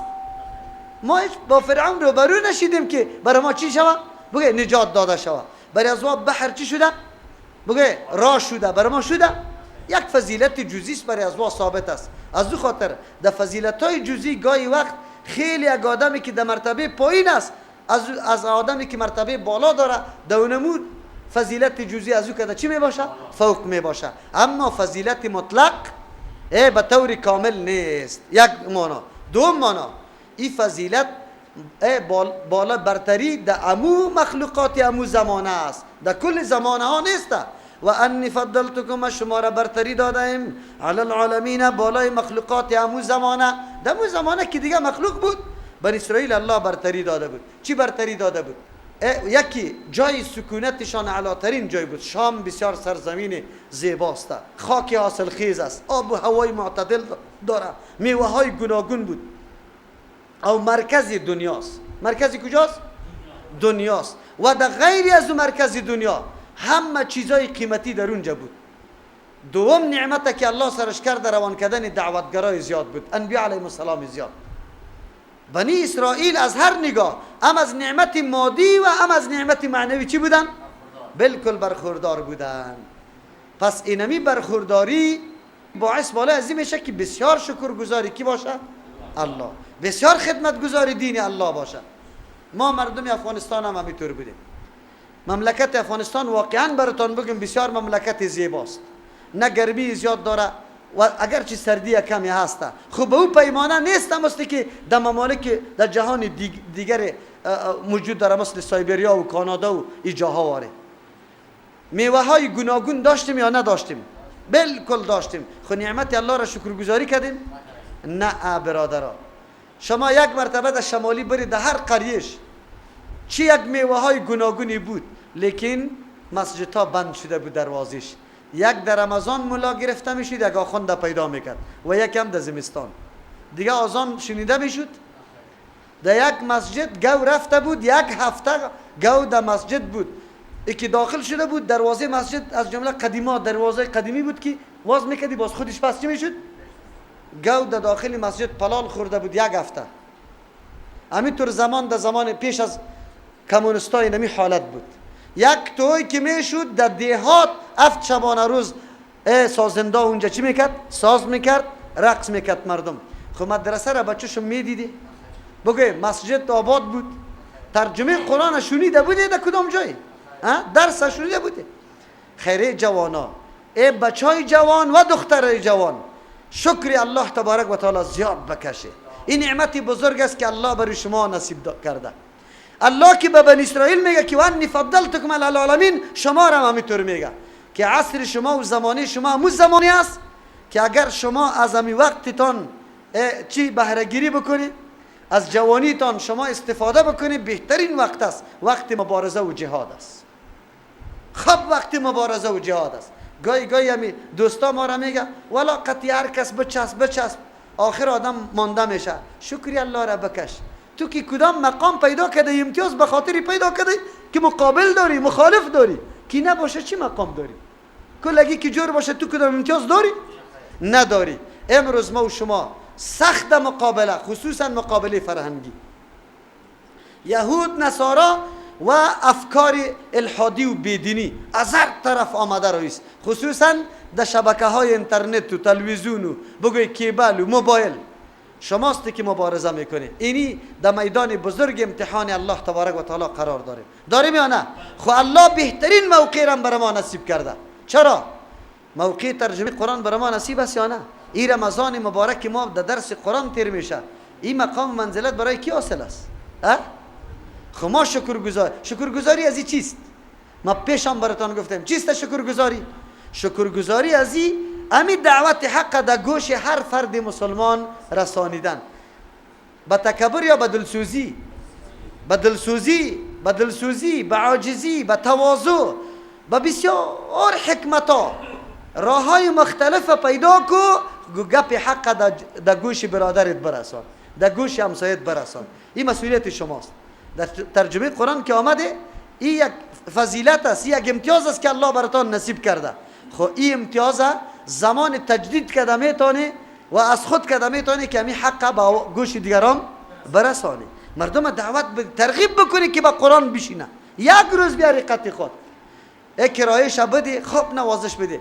برادرای تبلیغ ندیدی؟ اول مسواک برات میده، باز از جیب خود یک عطر میکشه، باز تو را میگه که نه یک دانه جوس که سرت نخورم بسیار گرمی است، ماندنیت نیستم. نمیتونیم، به خاطر الله تبارک و تعالی کار نمیکنیم. باید بکنیم. الله بهترین چانس نصیب ما کرده که ما یک نفر توسط ما عقیدهش جور شود. یک نفر چه امتیاز بزرگی داریم یا نداریم؟ این همین قسم. خو یادتان باشه که شیطان خطا نکنه تانه که اینجا ترجمه را یاد گرفته، عقیده را یاد گرفته، حالی کلی مردم برای دوزخی معلوم میشه یک خودت جنتی. نه اینطور نباشه، حالی غم خوری برای مردم بکن. الله بن اسرائیل میگه اذکروا نعمتی التي، یاد کنی نعمتی مرا. اینجا یاد کردن نعمت توسط چیست؟ بگوی بیادر دعوت دادن به سوی امون نعمتی که نصیب از یا بود. انبیاء علیهم السلام در بینشان بود، حقایق واضح بود، به مردم باید واضح بیان میکرد، دعوت باید ادامه میگیرد. واتقوا یوما، بترسی از آمدن یک روزی که یوما لا تجزی، که دفع نمیکنه نفس، یک نفس گناهگار عن نفس، از نفس گناهگاری دیگه، شیئا هیچ چیزی را دفاع کرده نمیتونه. 4 راه برای خلاصی یک انسان در دنیا وجود داره. قرآن کریم هر 4 راه را بسته میکنه در آخرت. کسی دفع نمیتونه، ولا یقبل منها، قبول نمیشه از این نفس گناهگار، شفاعت، سفارش، ولا یؤخذ، گرفتم نمیشه از منها زمین نفس گناهگار، عدل، فدیه، ولا هم ینصرون، امرای همین کفار امداد و کمک هم کرده نمیشه. یک آدم که بندی شود 4 راه خلاصی داره. یک نفس پردار، یک کسی پیدا میشه دفاع از تو میکنه، میکشته زور از سری پاچا یا سری همون کسی که بندی خانه در دستش است، تو را میکشه. یکی. دوم، بله زورش دیگر رقم خونه میرسه، لیکن خیلی رویدار است، میره در پیشی پاچا رویداری میکنه، فرمان اعلا کردن تو را میگیرد، تو از زندان رها میشی. 2 طریقه. 3م طریقه، پولی دبل میدی، اعدامیتان برآمده، خودسیت از محکمه مکمل چی میشه؟ گم میشه. قاضی صاحب دستی گم میکنه. شرط است که دلار بدی. شرط است که چی بدی؟ دلار بدی.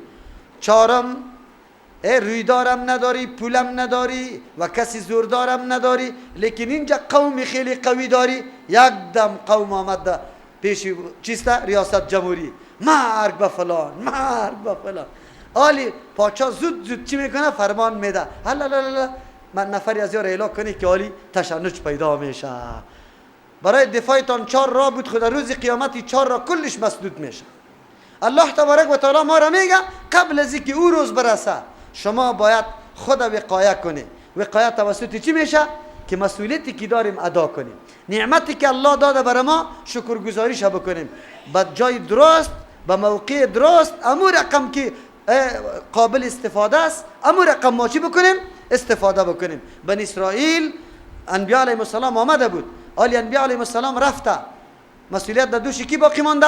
افراد دیگهش. این افراد دیگه رای پیغمبر را تعقیب کنه، دعوت ادامه بده، مردم بی بندوبار را نگذاره که در منطقه پیدا شود. پیغمبر علیه السلام از دنیا رفته، مسئولیت در دوش کی مانده؟ امتی پیغمبر علیه السلام. امتی پیغمبر کل مسئولیت داره. هر کدام تلاش کنه در منطقه پودری پیدا نشود، در منطقه قمارباز پیدا نشود، در منطقه بانک سودی دروازهش اعلام نشود. قیام کنه. چه رقم قیام کنه؟ من یک نماز جمعه گفتم ما خودی ما دروازه را اعلام میکنیم. از مکتب گفته میشه دختره صبای توری اجابت نباشه، اینجا مکتب است. صبا خو امشیره مام است، توم است، کلمی ولس هستیم، دمی مسجد مسلمان هستیم. یکی به دیگه میگه ما برادر دختری ما را در مکتب چی گفته؟ که به حجاب کلان نبیا. صبا یک شاگرد در مکتب روان نمیکنیم، همینجا نگاه میکنیم. جل بیا که چرا مکتب ما مسلمان هستیم، در لباس اسلام درس میخوانیم. کسی هست پدری کسی سری شما عالی بی حجابی را رواج کرده میتونه؟ خب لیکن ما که اونجا محض مدیر صاحب و سرمعلم صاحب برای ما گفت، ما اینجا چی کردیم؟ پیش در بازار رفتیم، امو قسم لباسی که او برام فرمایش داده بود امو رقم لباس پوشیدیم یا نپوشیدیم؟ دین خو ما خودمون خراب میکنیم. ملامت چرا پاچا را کنیم؟ خود ما و تو در مکتب کلگی هستیم. معلم میآید نعوذ بالله موضوعات کمونیستی را تبلیغ میکنه در صنف او مردم سری نماز تهدید میکنه، یکی شور نمیخوره. اگر امی صنف 30 نفر است یک ورق نوشته کنه در اداره که ما این معلم نمیخوایم، معلم باز اونجا معلمی میتونه. اگر قوم روان کنه در مدیریت که فلانی معلم در مکتب ما نمیخوایم، او باید منفک شود، کسی هست که باز دفاع از پیش بتونه؟ خب ما هستیم که دروازه را اعلام کردیم، به کمونیست موقع دادیم، به بی‌حیایی موقع دادیم، به بیدینی موقع دادیم، کلی ما هستیم. خب قرآن برای ما میگه واتقوا یوما، پیش از او که او روز برسه از او روز پیش تدبیر بگیری. امروز خود اصلاح بکنی، امروز خود تدبیر بگیره. ما باید تدبیر بگیریم. کیست که سر ما بقبولانه؟ تاجر اعلان میکنیم تاجر اگر تو لباس غیر شرعی را وارد کردی، یک نفری ما این لباس نمیخریم، یک نفری ما این لباس خریده نمیشه. خلاص تاجر میتونه که این لباس دیگه آورده بتونه؟ قطعا نمیتونه. چرا؟ خود ما برنامه جور میکنیم برای نعوذ بالله از اینکه مردم قوانین خود سر ما تطبیق بکنن. نکنیم همین کار. آلی مسئله شفاعت آمد. اینجا شفاعت از نفس گناهگار است. یک نفس گناهگار برای نفس گناهگار دیگه شفاعت نمیتونه. یکی شفاعت است که به اذن الله تبارک و تعالی صورت میگیره. شرح عقیدة الطحاویه 8 قسم شفاعت بنابر دلایل ثابت میکنه که یکی شفاعت عظما یعنی شفاعت کبرا از کیست؟ پیغمبر علیه السلام برای مؤمن و کافر، برای کلگیسته. بعد از او شفاعت های جزئی میشه. برای امت خود پیغمبر علیه السلام شفاعت میکنه. این شفاعت در آخرت است خو به اذن کیست؟ او یادتان باشه نقطه یا محور بزرگی که برای شفاعت قبولیت شفاعت وجود داره عقیده صحیح بودن است. اگر کسی عقیدهش صحیح بود، شفاعت پیغمبر، شفاعت شهید، شفاعت قرآن، شفاعت روزه برش وجود داره به اذن کی؟ خب که عقیدت صحیح نبود یک شفاعت هم برای وجود، عقیده که توحید نبود، یک تا پرستی الله نبود، برش شفاعت نیست. و اذ نجیناکم من آل فرعون، الله علی سلسله را شروع میکنه از نعمتها را که فضیلت داده بنی اسرائیل. قابل یادآوری است در آن وقتی که نجیناکم شما را نجات دادم من آل فرعون از آل فرعون، متعلقین و تابعدارای فرعون. یسومونکم که میرسانید شما را سوء العذاب، خیلی عذاب زشت بد عذاب برتان میرسانید. کدام بودو بد عذاب؟ یذبحون ابناکم که ذبح میکرد پسرا و فرزندای شما را، و یستحیون و میگذاشت نساکم زنان شما را برای خدمت. و فی ذالکم دینمی ذبح کردن اولاد شما و گذاشتن زنان شما بلاء امتحان بزرگ بود من ربکم از جانب پروردگارتان، عظیمون خیلی بزرگ امتحان. یه اول ترجمه است. خب گوش بگیره. نعمت بزرگ الله شامل حال بنی اسرائیل است. ای بنی اسرائیل شما بیگارکش فرعونیا نبوده؟ اولادتان قتل نمیشد یک سال، ذبح میشد دم رویتان. عذاب خو هر قسم عذاب است، ولی عذاب خیلی سخت است. که جگرگوشی تو دم روی تو حلال کرده شود، این بسیار سخت عذاب است. انسان تحملش نمیتونه، ولی بنی اسرائیل نمی تحمل داشت. و زنام خدمتگزارای کی بود؟ فرعونیا. الله شما را نجات داد. خود اینمی معامله که صورت میگرفت امتحان بزرگ بالای شما بود که آیا برای دفاع خود قیام میکنی یا نمیکنی. الله فرعونیام امی بنیه امی جسد داشت، شما هم امی را داشته. چطور واسری شما بیگار کشی کنه؟ آیا شما آزادی فکر نداشتی؟ آیا شما قوت نداشتی؟ آیا شما دست و پای نداشتی؟ آیا شما قوم نداشتی؟ آیا شما انسجام شده نمیتونستی؟ امتحان بزرگ الله بود. شما مورد امتحان الله بود که حال قیام میکنی یا نمیکنی. زمانی که انسان مورد ظلم قرار بگیره تو نمیکنه که روی برش دور بده که دیگه هم روی مرا سرخ بگردان. نه، از خود دفاع بکن. نگذار موقع به ظالم نده که او استفاده غلط از تو از اخلاق تو بکنه. نه، اینجا قیام بکن. بنی اسرائیل الله میگه کسایی که شما مورد امتحان قرار گرفته لیکن در امتحان کامیاب نشده، قیام نکرده. یک در اینجا فرزندارا ذبح میکرد و زنارا برای خدمت نگاه میکرد. چرا فرزندارا ذبح میکرد؟ 3 روایت در تفسیر آمده. یک روایتی تو آمده که فرعون خواب دید که یک آتش از طرف بیت المقدس خیست و در هر خانه قبطی که قوم فرعونی است داخل شد. وقتی در نجومیا با تعبیرهای خوابه که کسایی میکرد برای از گفتن که حتما یک کسی در بنی اسرائیل پیدا میشه که حکومت و دبدبه و شان و شوکت شما قبطی ها را از بین میبره. از دو خاطر تدابیر گرفتن که باید امیر رقم حالت نبیه، مشوره کردن، همه ساله ذبح میکردن. وقتی دیدن که کارگر باقی نماند، کسایی که حال بیگارکشی بکنه، به فرعون پیشنهاد کردن که 1 سال بچه ها ذبح شوه و 1 سال گذاشته شوه. چرا؟ به 1 سال بچه ها ماندن فقط نوکر و چاکر بر ما جور میشه، قوت پیدا نمیکنه. از او خاطر 1 سال این کار کرد. یک موضوع است. دوم وجه که او بیان کرده است، فرعون برای خود درباریای نجومی داشت. از او همیشه در مورد پادشاهی خود سوال میکرد. این نجومی ها برش گفت که در قوم بنی اسرائیل یک بچه پیدا میشه، آخر پادشاهی تو از دست از او از بین میره. این دو توجیه. سوم توجیه است که نه، بنی اسرائیل در بین خود پت یک پنهان یک اظهار خوشی میکردن. چی میگفتن؟ میگه چون در کتابایشان ذکر شده بود، میگه موسی علیه السلام پیدا میشه، پیغمبر پیدا میشه و ما به رهبری از او جهاد و مقابله قطعی میکنیم، الله ما را آزاد میکنه، این بیگارکشی از این دائمی باقی نمیمانه. در گوش فرعونیا اینمی گپه که بنی اسرائیلیا رسید. از او خاطر تدابیر گرفت که فرزندای از یار ذبح بکنه. این 3 صورت در تفاسیر ذکر میکنه. یک صورت خود قطعا نادرست است که نجومی ها میفهمیدن. چرا؟ علم غیب خاص است برای کی؟ آینده را که چی واقع میشه چی واقع نمیشه مخصوصی کیست؟ هیچ کسی نمیدانه. و کسی که ادعا را بکنه او چیست؟ کافر. و کسی که تصدیق از او را بکنه او کافر بالای قرآن است. بالای کسی؟ از امو خاطر رمل اندازا و این نجومیا و این کسایی که نعوذ بالله جادوگری میکنه و میگه من میفهمم که در نصیب تو 4 زن است. دروغ میگه، دلی تو را خوش میکنه. تو بیچارگک معزی که مردم برات میگه 4 زن دلت خوش میشه، حالان که 4 زن تو 1 زن حقش ادا نمیتونی، 4 زن چی میکنی؟ 4 بلا برات میایه، در بدر میشی. خود تو بیچارگک همونطور دلت خوش میکنی. باز چی میکنه؟ دستکی تا میگیره برات میگه این خط ولا خطی بسیار بخت است، این خطی بخت است، تو باش من سعی کنم شه. نه، 2 دانه زن خود حقیت است. یک وقت در ریاست هم میرسی، 3م دفعه که مولید باز برات چی میگه؟ وزیر میشی. دم بیت کلان شد، نعوذ بالله. چرا؟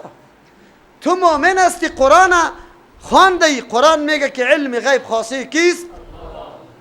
از شما سوال دارم، از محمد رسول الله صلی الله علیه و سلم شخصیت بالای دیگری هست؟ هست دیگری؟ ولی پیغمبر سبای خدا میدانست که چی چیز واقع میشه؟ میدانست؟ قطعا واقع نمیشه. عجیب است. امروز امون نفری که خودش در خاک ششته در لبی سرک میآید تالی تو را باز بری تو چی میگه؟ تاویز برات میدم که خب پیسه پیدا کنی. و بدبخت تو خود از خاک بالا کو، اول به خود تاویز کن، باز بعد از اون مرا بگو که برای تو تاویز میکنم که تو را از خاک بالا کنم. چقدر نادانیسته. در یک جای من میرفتم از دست ما کم گرفت، تو بشی که یک چیز برات نوشته کنم که بختی دواس شوه. من برش گفتم بختی خود واس کو باز از من. گفت برو که دیگرها را خبر میکنی. برو دیگرها را بیدار میکنی. مرا بختی خود بیدار کن. نه، این تصور یا این گپی که تفاسیر ذکر کرده گپی نادرست است. بله، گپی دیگه خواب کافر هم راست میشه. در داستان یوسف علیه السلام کافر پاچا کافر بود که خواب دیده بود یا نه؟ تعبیرش یوسف علیه السلام کرد، درست تعبیر آمده بود، این امکان داره. اما بهترین گپ اینه میسته که این سر و صداها را از خانه های کی شنیده بود؟ بنی اسرائیل شنیده بود. از او خاطر تصمیم گرفت فرعون. چرا؟ به خاطر که فرعون این پاچایی و این سردمداری را همیشه سری بنی اسرائیل بکنه و راه امی پاچایی کردن و بیگارکشی امی بود که قوت بنی اسرائیل ضعیف نگاه بکنه. این برنامه کی هست بگوی؟ کل ظالما و پاچاهای تاریخ است. فرعون او زمان به این سیستم کار میکرد. خب فرعون این زمان هم به سیستم دیگه کار میکنه. تشریح میکنم. دوم تشریح، یذبحون ابناءکم که ذبح میکرد پسرای شما را. و یستحیون بحیا می ساخت نساءکم، زنای شما را. چرا؟ عمله را مقرر میکرد، شرمگاه ها را میدید که تولد شده طفل یا نشده. نعوذ بالله. این بعزتی هم شامل حال شما بود. دو سوم و یستحیون الزنا میکرد نساءکم، امرای زنای شما. این کارا را انجام داده رایی بود. خب الله تبارک و تعالی از آل فرعون شما را نجات داد. برنامه کفر در تاریخ قدیم و در تاریخ جدید یکسان است، وجوه مشترک بزرگ داره. اما فرعونای او روزگار خیلی احمق بود از فرعونای این روزگار کرده. فرعونای این روزگار بسیار ماهر است. برای بیگارکشی اینطور وسایل ایجاد میکنه که تو نمیفهمی. خب فکر میکنی ما عزت میابم، لیکن او ذلت برات آورده. فرعون امروز هم اولاد ما را ذبح میکنه، ولی قطی کارت ذبح میکنه؟ نه. فرعون امروز بگوی اولاد ما را ذبح میکنه قطی کارت؟ نه. آن او قسم وسایل برای ما ایجاد کرده و داخل کرده که ما مکمل ذبح شدیم. مرگ چی را میگه و زنده چی را میگه؟ زنده کسی است که روزگار خود درست میسازه. زنده کسی است که از حقوق خود دفاع میتونه. زنده کسی است که حرکت میتونه. اونو را زنده میگه. کسی که از حقوق خود دفاع نکرد زنده است یا مرده؟ کسی که ترقی در زندگی خود نکرد زنده است یا مرده؟ کسی که هدف زندگی خود نفهمید زنده است یا مرده؟ امروز تلویزیون در افغانستان ارزان است، موبایل ارزان است، اینترنت بگوی ارزان است. جوانا بچه و دخترای ما مکمل دمیا مصروف هستند یا نه؟ راستیتان بگوید، پانتون کامیابی توسط رشوت است یا لیاقت؟ کامیابی توسط سفارش است یا توسط لیاقت؟ کامیابی توسط چل و چل بازی و نقل کاری است یا توسط درس خوانی؟ چل و چل بازی است. چرا؟ شاگرد ما تلاش نمیکنه، تحقیق نمیکنه که دمو وقتی که استاد درس میگه یقینا این متوجه درس باشه. دموتر که یک روز از خیرخانه سرای شمالی بالا شدیم، تونس بود، من بالا شدم، اکثر بچه فهمیدم که از محصلین بود. این دریور صاحب دیگه اینطور کلان بلند تایپ خدا بانده. گفتم استاد امیر اگر خاموش کنی. استاد الله خیر بده خاموش کرد. یکی از امی برادرها از من سوال کرد چرا گناه داره؟ باز ما به خاطر از این چی خطی از یاد دلیل بگیم که گناه داره، یا قبول نمیکنه، یا خود از ذهنشان نشسته تبلیغات سو غلط شده که موسیقی غذای چیز روح است. آلی قطعی از این جر بحث بکنی نمیپذیرم. از راه دیگه پیش آمدم. من گفتم روا و ناروایش خود چی میکنی بیادرکم؟ تو در کجا میری؟ گفت من محصل پانتون هستم. چقدر خوب. من چقدر وقتی ما تو گرفته میشه که تا دی افغانان میریم؟ گفت 40 دقیقه گرفته میشه، رابندی ها زیاد است. خیلی خوب. من گفتم یک ساعت که در دست تو امو کتابی که امروز تو میخوانی اونجا پیش از پیش امو درس خودت مطالعه کنی تا اونجا در یک ساعت چقدر مفید برات تمام میشه. ایجیرم نه یک دانه کتاب لغت دیکشنری قطعت باشه چند لغات تا اونجا را یاد کرده میتونی؟ کل گفت والا در وقت لنگی در سرم بود. گفت والا مولی صاحب بسیار گپی نیک زدی. ما خو قدر وقت ما در این روز ضایع میشه یقینا که هیچ موقع حتی به مکالمه درس ما نمیمانه. کاش که والا این نمیطور برای ما مردم دیگه است. گفت استاد ما گفته بودیم که تایپیتا چالان کن، ما خو نفهمیدیم. امروز زحمت نمیکشه. بچه جوانی ما فقط علمویا را جور کو که کالا را خوب تو کو کی را صفا کو کی در زیر درخت پانتون در او چمن نفتاده که خود عرق ریزی کنه درس خودش جور کنه که در امتحان هیچ حراسی نداشته باشه. با استاد بگوید که از هر گوشه کتاب سوال میاری بیار. چرا؟ به خاطری که درس خوانده. در وقت درس استاد خو نرفته تا 3 بجه تلویزیون سای کرده سریال یک گندوره، سریال یک چیز فاحشه را و آلی استاد درس کیمیا و فیزیک و چی میگه الجبر میگه مثلثات میگه. بیچاره کلش اینطور میره. این چطور امتحان بده؟ شما بگوی. حلال کرده اولادای ما را یا نکرده؟ بیکار دلال کرده. بیکار. بزرگترین سرمایه یک مملکت بگوی اطفالی چی هست؟ جوانش است، فرزندای جوانش است. چرا؟ آینده کشور در دست کیست؟ امیاست که مامور، انجینر و دکتر و کل کارگری وطن جور میشه، خدمتگاری وطن جور میشه. وقتی که یا به نقل و به سفارش کامیاب شده باشه به دیگرها چیزی گفته میتونه؟ معلمی که خودش یاد نداشته باشه. شما باور به الله بکنه ما در یک صنف 6 داخل شدم، 18 نفر شاگردای صنف 6 بود پاک نوشتن نتونستن. او چرا من پاک برشان گفتم؟ من گفتم همیشه از دکان مادرشان روان کرده پیسه برش داده او چی کرده؟ امو چی صابونی برف آورده او دو پاک نوشته است. پاک نوشتن نتونستم. استازش تاریخ صنف 4 درس میگفت، میگه دوست محمد خان در نجارا فرار کرد. بخارا را نجارا میگه برادر. عجیب گپ است. ری در یک خط بود، شوتش در دیگه خط بود. میگه شوت گرفت. اموری را قطی شوت یک جای نمیگه که رشوت گرفت، میگفت شوت گرفت. یک استاد اینطور باشه از او چی توقع؟ او شاگرد چطور بفهمه؟ امروز ببینی حالات مکاتبتان راستیتان بگوی که استاد قدرت خب قدرت بالای درس داره، بالای کتاب داره؟ نیست، وجود نداره. خیر در حقیقت ما را از نگاه میدان علمی اولاد ما را مکمل ذبح کرد بدون کارت. ای را میگه ذبح. فرعونیای ای وقت با این سیستم ما را ذبح کرد. و یستحیون نساءکم، به حیا ساخته زنای شما را. فرعونیای امروز هم زنای ما را به حیا ساخته یا نساخته؟ ساخته به انواع مختلف. در یک کولنگ هم بری کمیتی چی هسته؟ بگه قرضه دادن برای زنا هست. چی؟ یک کولنگ قرضه به زنا میده. چرا میده؟ قرضه آلی کلی نان نفقه خود سری مرداست. در مردا قرضه بده که یا نان نفقه را بیاره. زنا چی ضرورت داره به قرضه؟ تو خبر داری که چرا؟ مؤسسات نامیشه چی برک؟ بنگلادش هم آمده در افغانستان بگوی مؤسسه کمکی داره به نام برک. عجیب است. بنگلادش غریب ترین مملکت در جهان است. هست یا نیست؟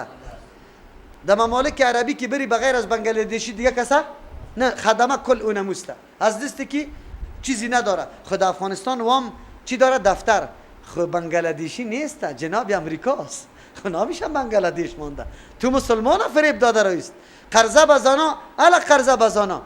یک وقت در یک منطقه میتور بود، یک کم نفر گذاشته باشم، یک زنی متدین گفته بودم که تو متوجه باش آخر الامر چی گپ میخیزه. آخر الامر چی برشان گفته بود؟ چی دیو زده شما را؟ همیشه خود غلامی شوارایتان ساخته. از خود کمال پیدا کنی، تنخواه پیدا کنی، پیسه را خودیتان پیدا کنی، آزاد بگردی. آزاد بگردی. برای ما راپور دادن که اینی طور گپ است.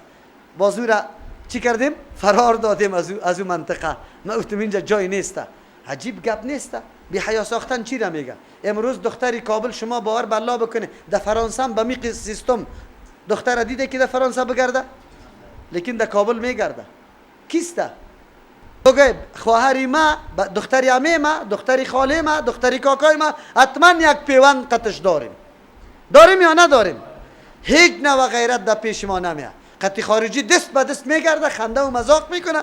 تو قرار در دفترم قطش کار میکنی، امی قدرم نمیتونی گفته که چرا اینی کارم میتونی؟ نیسته؟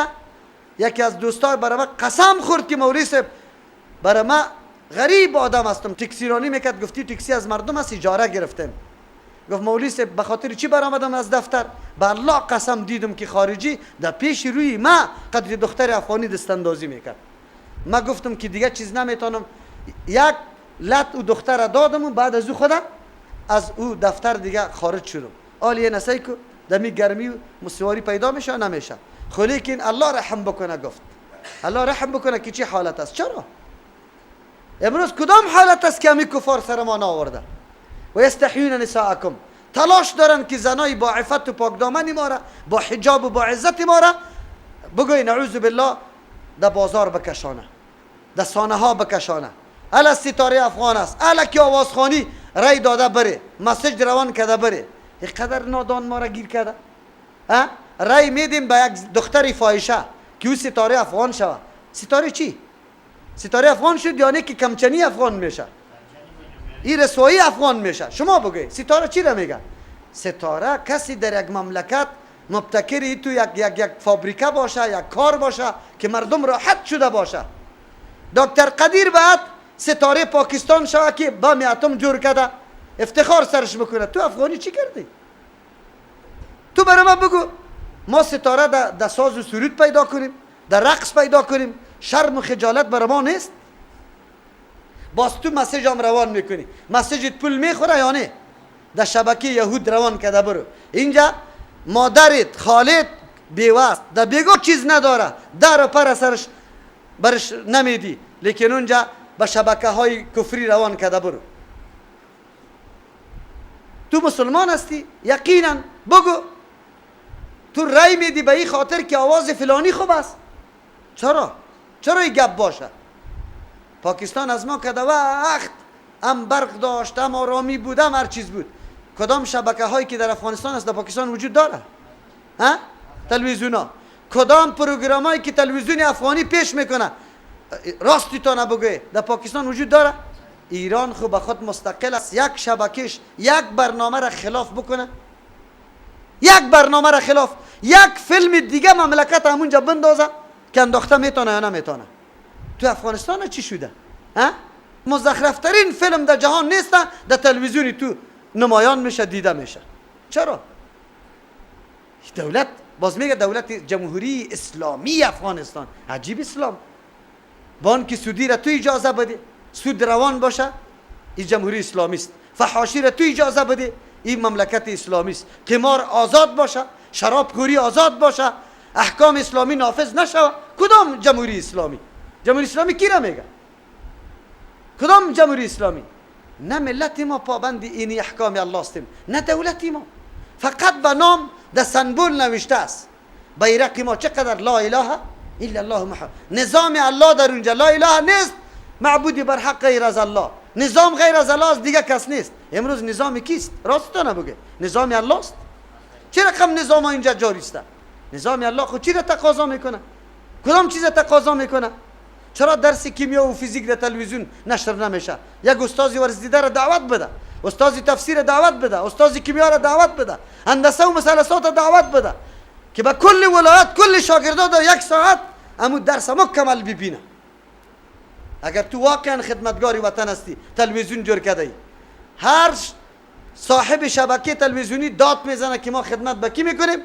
به وطن. برادرم نمیکنی خدمت وطن، در بدر کردی وطن، خاک بسر کردی وطن. اینی راه ها و صورت های بی حیا ساختن چی هست؟ زنای ما و شما. دیگه از این که در بی حیایی کجاست؟ در کجا رسیدیم؟ در کدام حالت بودیم؟ دختر افغانی حالی چی میشه؟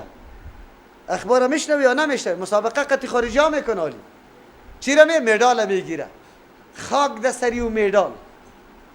که یک دختر افغانی بره خود لوچ کنه، قطعی یک خارجی دیگه چی بکنه؟ بگه مسابقه بکنه. دین ما امیره برای ما گفته. این چی مدال است؟ مدال دهی بگی چی اخلاقی ما داریم، چی روش ما داریم، چی دیانت ما داریم، چی اتفاق ما داریم، چی کارکردگی های ما داریم، چی خدمت های ما داریم. بگوی یک مرکزی تعلیمی درست ما نداریم که واقعا در اونجا غریبم درس خوانده بتونه. داری؟ کل برای تجارت است، کل برای کمایی پول پیسه است. وطن کدام طرف روان است؟ چه قسم میکنه؟ اینمی کافر است. دفتر برای ما باز کرده، ما را دعوت داده رئیس، ما را بی حیا میکنه. باز هم میگیم که والا نه اینطور نیست. قرآن برای ما میگه. خو الله چی میگه؟ فی ذالکم، دای نجات و دای مصیبت بلا من ربکم عظیم. امتحان بزرگ از الله تبارک و تعالی است که شما دفاع میکنی یا نه، قیام میکنی یا نه، مبارزه میکنی یا نه. با چشم سر میبینی کافر میگیره، نشان اسلامی تا زیر پای میکنه، قرآنی تا در میده. بگو کلمه تا در توپ که قطی پای زده میشه نوشته میکنه او سرش توپ بازی میکنه. تو بازم توقع داری که خدمت برای ما بکنه؟ راستی تا بگو. با الله جواب میگیم یا نمیگیم؟ و فی ذالکم بلاء، دینمی امتحان است من ربکم، از جانب پروردگارتان، عظیم بزرگ امتحان الله است. ما و شما سخت امتحان واقع شدیم، یک قدر امتحان بزرگ الله واقع شدیم که حالی ما چی میکنیم؟ راست بگو. قطعی کی شانه به شانه استاد هستیم، کی را تقویت میدیم؟ علیه کی؟ علیه کی؟ برادرایی که تمام روز جاسوسی بکنه، در ترجمه قرآن بیاره و از اینجا یک جوان بگیره. خیرت است در موبایل دینی ترانه است، اینی کلمه است، برو در زندان. عجیب است. بده در دستی کافر که او سگا را سرش هلاک کنه، نعوذ بالله، آن چیزی که خلاف انسانیت سرش انجام بده، بده برش. تو خود مسلمان میگی در روز قیامت به الله پیش میشی یا نمیشی؟ تو عزت اسلام نگاه کردی؟ عزت اسلام کردی؟ نکنی و فی ذالکم بلاء من ربکم عظیم. الله می فرماید دی امتحان بزرگ از جانب پروردگارتان است. هر کس میدانه، به الله قسم کلگی میدانه که قدمی که من میگذارم ضرر به اسلام است یا مفاد به اسلام است. هیچ کس در اینجا چی نیسته. ببین الله تو را رزق دمی بند است، ضمانت رزق تا الله نکرده، یا مرگ برات میده یا الله برات رزق داده نیست. خب برو حلال بگی در پیش، اسباب حلال در پیشت بگی، پشت حلال بگرد، نکو پشت حرام، نکو دختری تا روان خارجی. اگر مسلمان نباشی نعوذ بالله غیرت افغانی، افغانات تاریخ داره، تو تاریخ مطالعه بکن. دنیا از تاریخ افغان برداشت خیلی قوی داره. تو را چه قسم قوم او نوشته کرده در تاریخی خود معرفی کرده، نکو همون تاریخی تا سرچپه نکو ما حیثیت و آبروی تا در خاک آلوده نکو. خیر است یک روز نانی خشک بخو، دال پخته کو بخو، نه تیر از همون موتر پیاده بگرد، تیر از همون بلدنگ، خو لیکن غیرتی تا و عفتی تا نگاه کو، بیادرکم نکو. ای افغانا را تو خیانت تنها برای خود نمی کنی، خیانت به بسته ملت میکنی. ملت نامبد کردی، لکه در دامن پاک همین ملت زدی. همین ملتی که تا امروز انگلیس نمی طور لرزه داره. تا امروز کسی خیر در این وطن ندیده دشمن که در اینجا قدم مانده باشه و او خیر دیده باشه، ولی تو زمینه مساعد میکنی برش. تو برای از او مدال داده رویستی، نکو مدال به مردم ندی، افتخاراتی تا خودت بگی. قطعی مردم چه نزاع داریم؟ این مردمی که در کو بالاست چی میخواه از ما؟ کلی ما در یک میز بشینیم؟ نه، نگو رأی مرا بپذیر، بگو کلی ما میشینیم کدام رأی ثواب موافق کتاب الله و سنت رسول است، کلی ما سر ازو جمع میشیم. اینطور بگو که کلک یکی شو خلاص. و فی ذالکم، ای آیتا برای ما و شماست. بنی اسرائیل تیر شده، آلی درس برای ما و شماست. این میتور حالت سری ما و تو آمده، دلی تالی ده امتحان بزرگ الله واقع شده. چه قسم مبارزه میکنی، چه قسم نمیکنی.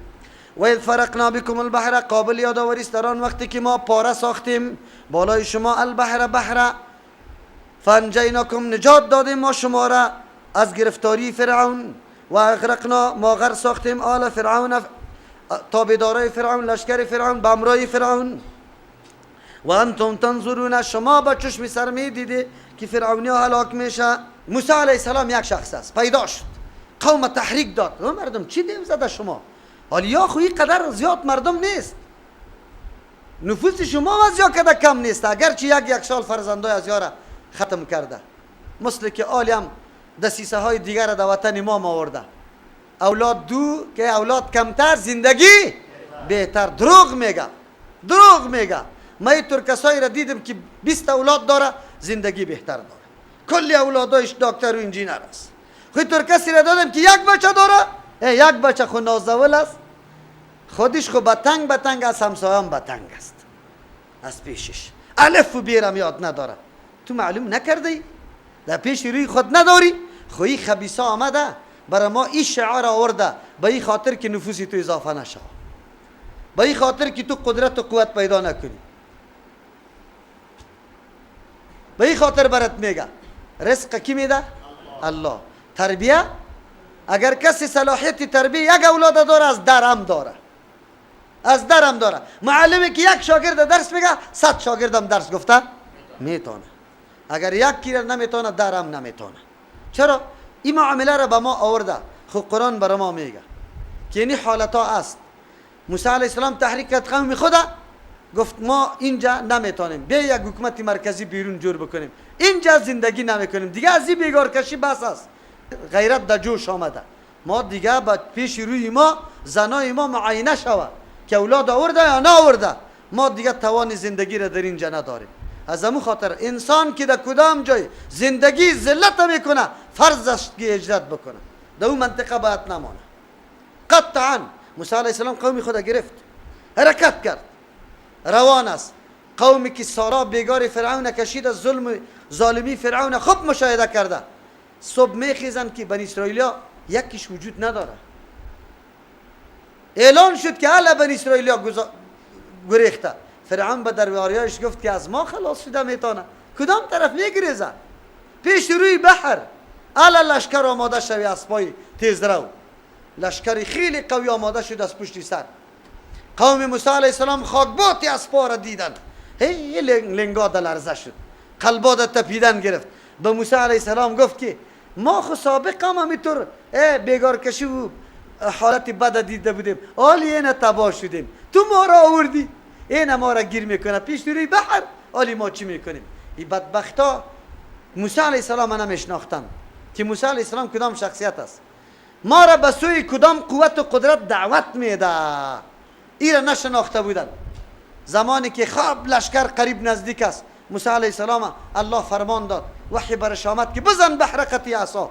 زمانی که قطع عصا بحر میزنه، آب جاری است، چیزی مایه است، خودش استاد نمیشه، لیکن الله تبارک و تعالی برای از اینکه با چشم سر معجزه موسی علیه السلام امی بنی اسرائیل مشاهده بکنه، آب به مثل بند کواره این همینطور استاد شد و چند راه بری از جا جور شد. 12 قوم بود، 12 راه جور شد، هر قومی طور تیلتنگو نشوه، هر قوم در راه خود بروه. لشکر فرعون رسید، دیدن که بحر راه شده، حرکت کردن. در مابین بحر که رسید، الله فرمان داد بحر یک دم یک جا شد، لشکر فرعون گم شد. با چشم سر امی بنی اسرائیل مشاهده کردن که فرعون از بین رفته. خب بازم یقین نداشتن، آنقدر ترسیده از فرعون بود، میگه نه اگر زیر بحرم گم شده باز میبره، باز ما را کسی که غلامی را تیر کرده باشه از کسی باز امی طور میباشه، از سایشان میترسه. الله تبارک و تعالی مرده فرعون به بحر فرمان داد، امی مرده خبیث فرعون چی کرد؟ کشید. با چشم سر مشاهده کرده. تا لیرام در موزیم کیسته مصر وجود داره، غالب امکان همیسته که اونمو فرعون است. الله نگاه کرده برای عبرت، چرا خودش گفته در آیت قرآن هم یکی جسیه زیر عبرت برای کی کرده؟ برای دیگرها کرده. ببینه الله اکبر، کسی که الله را نشناخته باشه او بسیار مضطرب و پریشان است. تنگنا کی سرش بیا، تکلیف کی سرش بیا ورخطا می باشه. خب کسی که الله را شناخته او هیچ ورخطا نمی باشه. ورخطا می باشه در کدام مقام که آدم برسه. موسی علیه السلام پیغمبر است، لشکر نزدیک میشه هیچ در دلش نمی رقم نمیشه، هیچ چیز نمیگرده. در غار پیغمبر صلی الله علیه و سلم امرای ابوبکر رضی الله عنه است. کفار رسیده در کجا؟ در دهن غار، پایای کفار دیده میشه. ابوبکر رضی الله عنه خوف داره، او خوف به خاطر نفس خود نداره، صرف به خاطر کی داره؟ پیغمبر صلی الله علیه و سلم.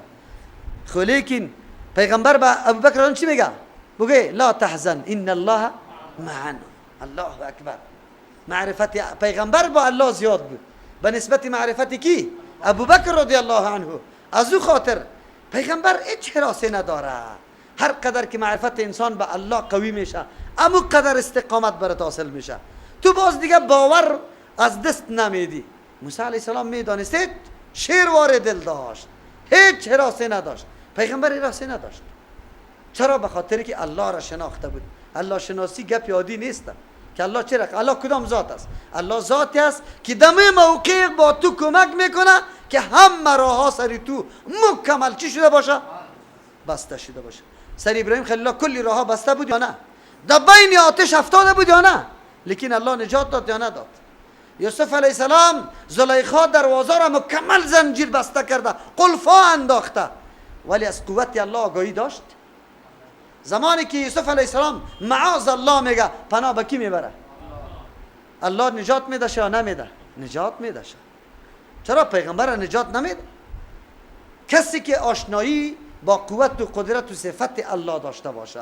امروزم اگر ما یقینی ما پخته باشه، ما الله را شناخته باشیم، دنیای کفر با اینمی وسایل پیشرفته خود در برابر مسلمان بگوی زانوی ناکامی میزنه او زده او میزنه. ان شاء الله ما به یقین گفته میتونیم که زانو میزنه، امیالی زده. این را بدانی شما. چرا؟ ما یقین به الله داریم. یقین ما به الله اگر سست نباشه، ما یقین داریم که الله عزت میده مسلمان، به شرطی که مسلمان دستورات الله را عملی بکنه. باز بگرده با قانون الله، باز بفهمه که ما زندگی ما در پرتوی چی جور میشه، در پرتوی کتاب الله و سنت. راه های نفاق بگذاریم، قوم پرستی را بگذاریم، نجات پرستی را بگذاریم، تنظیم پرستی را بگذاریم، مذهب پرستی را بگذاریم، الله پرستی را اختیار کنیم. من یقین دارم که عزت از کیست؟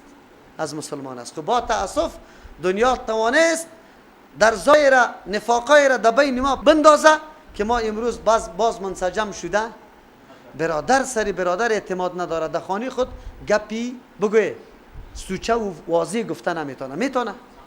در اون حالت ما را رسانده همین دنیا استعمار و کفر، همین دنیا، اما در لباس منافقانه، در لباس صلح، در لباس چی؟ خیرخواهی، در بدر و خاک بسر کرد ما را. او کل جهان اسلام در بدر کرده بمی سیستم. خب ما یقین با کی داریم؟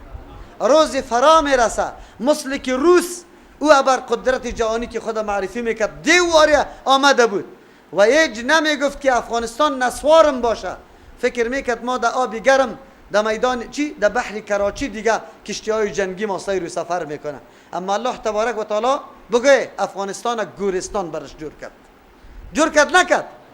دنیای کفر امروزی هم ایره خواب بشنوه و بدانه که افغانستان گورستانش است. روز فرا برسه که تانگ مانگ نگویه که ما میبریم، فقط تلاش بکنه که جان خدا بکشه. ایره ما یقین داریم. چرا؟ ما به الله یقین داریم. قوت امرای کیست؟ غالب کیست؟ الله. الله نجات داده میتونه. چرا؟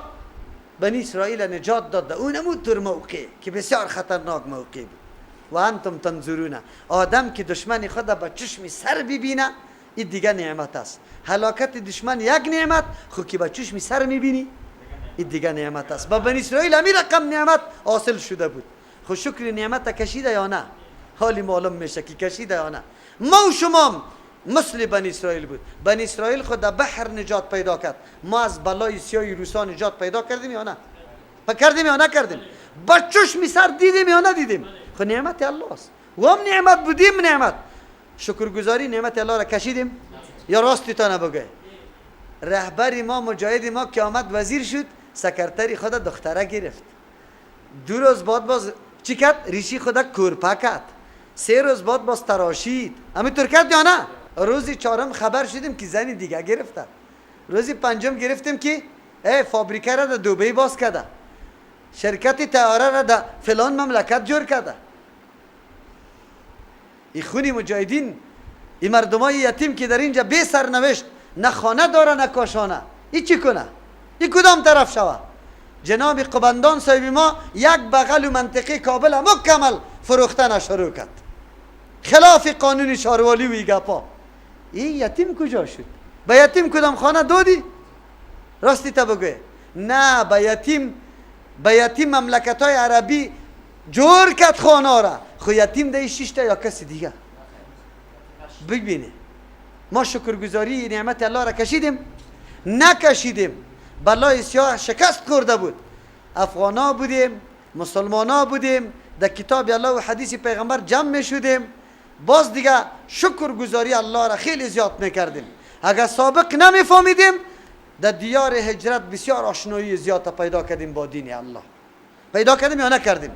بچهای ما در مدرسه خوان، ترجمه قرآن از همون جا آمده، درس حدیث از همون جا آمده. آشنایی پیدا کردیم یا نه؟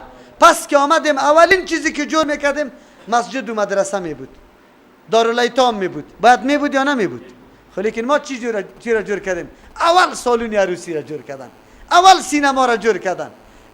مردم توش نبود. در دوران حکومت طالبا ساز و سرود ندیده بود. یا گل شد. و اذ وعدنا موسی 40 لیلة، قابل یادآوری است در آن وقتی که وعده کردیم همراه موسی علیه السلام 40 لیلة 40 شب. ثم اتخذتم العجل، باز شما گرفته گوساله را، من بعدی پس از رفتن موسی علیه السلام در کوی طور، و انتم ظالمون، شما خیلی ظالم هستی، نقصان خود میکنه، حد مراعات نمیکنه، از حد تجاوز میکنه. ظالمون به معنای مشرکون است. شما شرک میکنه، اعلا لنبر از حد تجاوز میکنه. زمانی که از بحر رو طرف رفتن با موسی علیه السلام پیشنهاد کردن که الحمدلله دشمن خو از بین رفت. موسی علیه السلام اگر چیزی احکام الله باشه ما عالی آماده به اجرای از او هستیم. برو دیگه. موسی علیه السلام گفت بله ما میروم، برای از اینکه احکامی که الله روان میکنه بیارم سرش عمل بکنیم. سامری خبیث چند وقتی قتی موسی علیه السلام شاگردی کرده، تقریر یاد داره، خو غلط تقریر.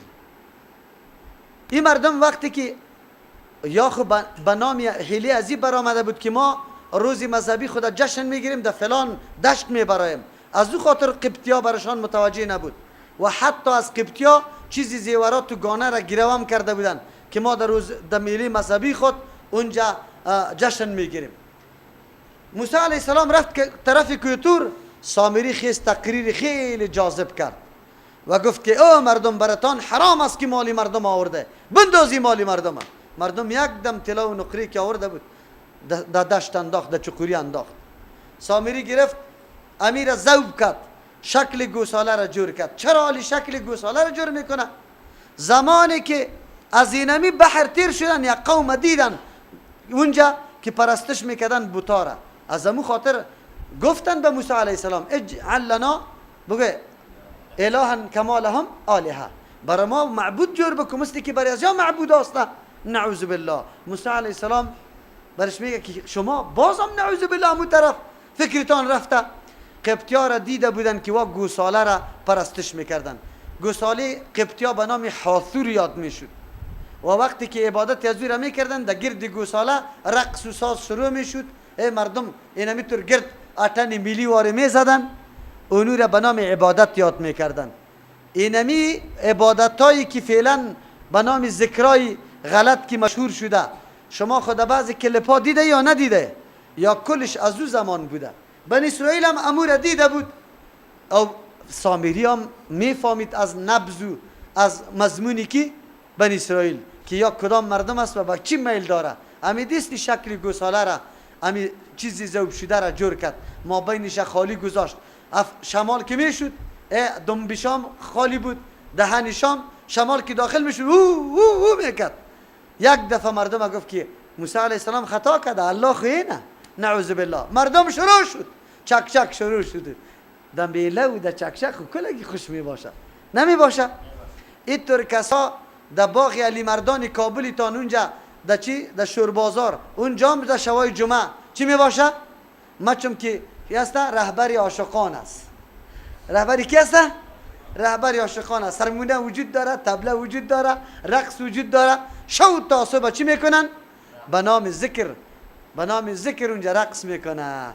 اونجا باز کی میره؟ همون کسایی که چرسیست، همون کسایی که بنگیست، همون کسایی که قمارباز است. چرا؟ میگم یک ساعت امینجا با یاد خدا نشستیم. یاد خدا با چی میشه؟ اینی یاد خداست. تا امروز در افغانستان بزرگترین مبالغ میر فخرالدین بود. کی بود بگه؟ چیزای شرکیات بیان کرده که پرسان نکن. مردم به شرک دعوت داده. بکن مداریگری بکن بس. یکی از برادرها گفت مولوی صاحب در پل خبری آمده بود، ما خودم در بغلان بودم که خبر شدم. گفت دیگر رفیقا را خبر نکردم به خاطر از اینکه امتیاز تنها ما بگیرم. آمدم در مجلس. گفت وقتی که شروع شد نمیفهمیدم. گفته نماز خفتن رفت، یک نفرم نخوان. اینمی ارچی گویی بود. وقتی که شو خوب پخته شد یک ساعت برای صبح مانده بود. گفت کلگی خو کرد. نمازی صبح هم چی شد؟ 10 بجه خیستیم، چای خوردیم، پس طرف امو دفتر خود روان هستم. یک رقم خوش هستم، یک رقم مثل که بال کشیدم که ما در مجلسی کی میر فخرالدین آقا نمیفهمیدم که دو نمازم اونجا چی شد؟ قضا شد. جماعت خود چی میکنی؟ تا حالی را دین ما اینمی دین بوده مردم، تا حالی را کسی هم نمیگفت همی گپ است، همی دین است. یا شروع کردن رقص در گرد گوساله. موسی علیه السلام برای 30 شب رفته بود، خود 10 شب دیگر موسی علیه السلام امو بویی که از معده میبرامد او زائل شده بود. الله تبارک و تعالی بوی روزدار خیلی خوش داره. به موسی علیه السلام امر کرد که 10 روز دیگه روزه بگی. اصلا موسی علیه السلام روزه نبوده در این وقت، از او خاطر 40 شو شد. دیر کرد موسی علیه السلام. اینجا سامری به مردم گفت که موسی علیه السلام خطا شده، الله را پیدا نمیکنه، اینمی الله است. نعوذ بالله. شروع کردن به عبادت گوساله. شما خود از ذهنتان میگرده که چقدر مردمای بیعقل بود که گوساله را پرستش میکرد. چی میکرد بگه؟ گوساله را پرستش میکرد. امروز نمیکنه هندوها؟ ها؟ اگر در هندوستان یک دانه گو در سرک بیاید، هزاران موتر بیا، همو گو میخیزانه، تمونجا استاد باقی میمونه، موترها قرار است. پرستش است. است یا نه؟ تو جناب دریور قبر پرستش نمیکنی؟ فیتیب چالان است، دنگ صدا میده. در کاریزمیر که میرسیدی قد پیتلا گل میکنی. پرستش چی را میگه؟ خوف از کی داری؟ تعظیم برای کی کردی؟ بگو دیگه. او را احمق میگی، خدا هیچ احمق نمیگی. چرا؟ اگر خودت فکر بکنی، خودت بفهمی که لایق پرستش کیسته، اونجا باز برات واضح میشه. نه، در تاریخ و زمانه مردم اینمی طور حالتا را کرده. الله شکایت از وارا میکنه، داستان از وارا بیان میکنه که برای معطل شدن در روزی موسی علیه السلام چه تغییرات و اختلافات در بین مردم پیدا شد که حتی نعوذ بالله منجر به شرک شد. بر رفتن پیغمبر علیه السلام اختلافات پیدا نمیشه. چی؟ راه خلاصی کدام است؟ قرآن برای ما راه خلاصی هم بیان میکنه. ثم عفونا عنکم، بعد از شما عفو کردم، من بعد ذالک، پس از اینکه شما مبتلا به گوساله پرستی شده، لعلکم تشکرون، به خاطری که شما قدر نعمت مرا بدانه. چه شما مرتکب خیلی جرم بزرگ شده بوده لیکن الله معاف کرد، به خاطری که شما شکر گزار شوه، قدر نعمت الله را بدانه. چرا؟ کتاب براتان دادم، موسی علیه السلام آمد، اینی نعمت الله است، توبه شما قبول شد. ما میتور بودیم زمان جاهلیتی که عرب بود، سخت حالت خراب بود، الله پیغمبر را روان کرد، نعمت بزرگ برشان کرد. باید این نعمت خوب قدردانی میکرد، لیکن قدردانی کردن. ما شما گفتیم در مثال هم که مثل الذی استوقد نارا، که پیغمبر حتی در درد دادن آتش نماندن، مهاجر کردن. اینمی قسم مردم ها پیدا میشه که حق واضح میشه، مردم قدر قیمتش نمیکنه، شکر نعمت الله را نمیکشه. و اذا اتینا موسی الکتاب، در آن وقتی که ما دادیم به موسی علیه السلام کتاب تورات والفرقان، آن چیزی که معیار برای جدایی حق و باطل بود، که او کتاب واضح می ساخت که اینی حق اینی باطل، شرک و کفر، شرک و توحید، بدعت و سنت، راست و دروغ، کلش جدا میکرد.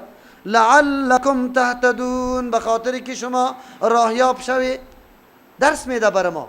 تورات کسی که حق و باطل با هم جدا میکنه کتاب الله است. چی است بگوی؟ کتاب الله برای حق و باطل. فرقان صفت تورات هم است، فرقان صفت قرآن کریم هم است. یک نام قرآن کریم چی است؟ فرقان است. چرا؟ معیار برای جدایی حق و باطل کیست؟ قرآن است. هر کس که میگه عقیدم درست است در قرآن پیش کنه، ترازو قرآن است. هر کس که میگه عملم درست است پیش کنه به قرآن کریم. قرآن چی است بگوی؟ معیار است، جدا میکنه حق و باطل. خب ما تو قرآن کدام وقت عملی خدا پیش کردیم؟ نمیفهمیم. عقیده خدا پیش کنیم؟ نمیفهمیم. قرآن خود کتابی مردار جور کردیم چه خلاص. بوسه کده برو در چشم مالیده برو. پوشاره زنا پشت در ایست تعظیم میکنه و تو بوسه کده روی باش. خیر و خلاص. دیگه چیز نیست. قرآن میگه اینجا که لعلکم تهتدون، هدایت توسط کی حاصل میشه؟ کتاب الله. چرا الله تورات روان کرد یا نه؟ چرا روان کرد؟ لعلکم، به خاطر که شما هدایت یافته شوید. کتاب الله برای هدایت مردم است. بعد با کتاب الله رابطه پیدا کنیم، راهنمایی خدا بگیریم، چی نوع زندگی کنیم، چی نوع حکومت کنیم، چی نوع اخلاق داشته باشیم، اقتصاد ما چطور، فرهنگ ما چطور، سیاست ما چطور، زندگی خانوادگی ما چطور. کلش قرآن کریم اصول یا قوانینش حتما بیان کرده، او بعضی مسائل خود جزئیاتش چی کرده؟ تشریحش توسط کی میشه؟ حدیث پیغمبر صلی الله علیه و سلم. و اذ قال موسی لقومه، قابل یادآوری است در آن وقتی که موسی علیه السلام برای قوم خود گفت یا قوم ما انکم، یقینا شما ظلمتم انفسکم، ظلم بالای نفسایتان کرده. چرا که گوساله را پرستش کرده، به اتخاذکم العجل، با جور کردن شما العجل گوساله را به معبودیت، نعوذ بالله. فتوبوا، رجوع بکنید الی بارئکم، ذاتی که اول شما را پیدا کرده. فاقتلوا انفسکم، قتل کنید نفسایتان. ذالکم خیر لکم، قتل نفسا برایتان بهتر است عند باریکم، به نزد پروردگارتان. فتاب علیکم، رجوع رحمت میکنه الله بالای شما اگر همین قسم توبه بکشی. انه یقینا الله، و همی الله نه کسی دیگر تواب و بار بار توبه قبول کننده، الرحیم و رحم کننده است. موسی علیه السلام به مردم بیان کرد که شما خود جنایت کرده، گوساله را پرستش کرده، آلی رای خلاصی کدام است؟ بکشه امو کسایی که پرستش کرده گوساله را. اینجا قتل نفس بکنه، خود امی گناهگارا را میگه که شما خود قتل بکنه. مراد از خود قتل کردن بسپاری در قانون شریعت خدا. در دین پیغمبر صلی الله علیه وسلم هم میطور است. یک کسی زنا کرده او باید خود بسپاره، اقرار کنه، اعتراف بکنه کدام امر شریعت که سرش است نافذ میشه. قتل ناحق کرده خدا میسپاره. صحابه سپاریدن خدا در قانون الله، به خاطر که از عذاب آخرت میترسیدن، عذاب دنیا را ترجیح دادن بالای کی؟ عذاب آخرت. اونم هم قتل میشه. اینجا مراد فقتلوا انفسکم، نفسایتان برای نافذ کردن قانون الله بسپاره. در دین ما و شما هم است که کسی مرتد شوه شبهه داشته باشه، شبهش چی میشه؟ جواب داده میشه. بعد از او اگر دین حق نمیپذیره چی میشه؟ کشته میشه. اونجا مونم طور بوده. چرا؟ یا دین حقیقی را اعلام کرده بودن، شرک اختیار کرده بودن. از امو خاطر موسی علیه السلام براشان میگه که خود تسلیم کنی. فقتلوا انفسکم. یا خطاب برای دیگر است که همین گناهگارا را قتل کنید. چرا تعبیر به انفسکم میگه؟ هر برادر به برادر دیگه به مثل چی است؟ نفس خود انسان است. هر برادر برای برادر دیگه مثل نفس خودش است. فایده و نقصان اردویشان یکسان است. از همون خاطر پیغمبر علیه السلام میگه که مؤمنان در محبت خود، در ترحم خود، در شفقت خود که جسد واحد است، به مثل یک جسد است. ان اشتکا بعضو اشتکا کلو. اگر بعضی اعضا در شکایت میاد کل بدن در شکایت میاد. حیثیت کل مؤمنا حیثیت اعضا یک وجود است، خیر و خلاق. از او خاطر اینجا الله میگه که فقتلوا انفسکم، دیگرها را میگه که نفسای یعنی برادرایتان که مرتکب جنایت شده او را قتل بکنید. بعد از او چرا؟ به خاطر که بهتر است به نزد پروردگارتان. الله بینمی گپ خوش میشه. الله میفهمه که این بنده ما یقینا تسلیم شد، حتی در مرگ تسلیم شد. اینجا امتحان بندگی را میده. در غیر از او امتحان شما معلوم نمیشه. به قانون الله تسلیم کردن این امتحان الله است. اگر اینطور کردی الله تواب و رحیم است. اگر تسلیم میشدن شاید ایج یا کشته نمیشدن. الله دیگه فرمان روان میکرد، خویار امتحان میشد. مثل که اسماعیل علیه السلام الله ابراهیم خلیل الله را امتحان کرد که اولادی چی کو؟ ذبح بکو. او بیکار کرد، لیکن اسماعیل علیه السلام ذبح شد؟ نشد. چرا؟ ابراهیم خلیل الله در امتحان کامیاب شد. شده میتونست بنی اسرائیل در امتحان با مجرد عمل کردن برنامه یا کامیاب میشد، الله معاف میکرد، لیکن مورد امتحان قرار گرفت.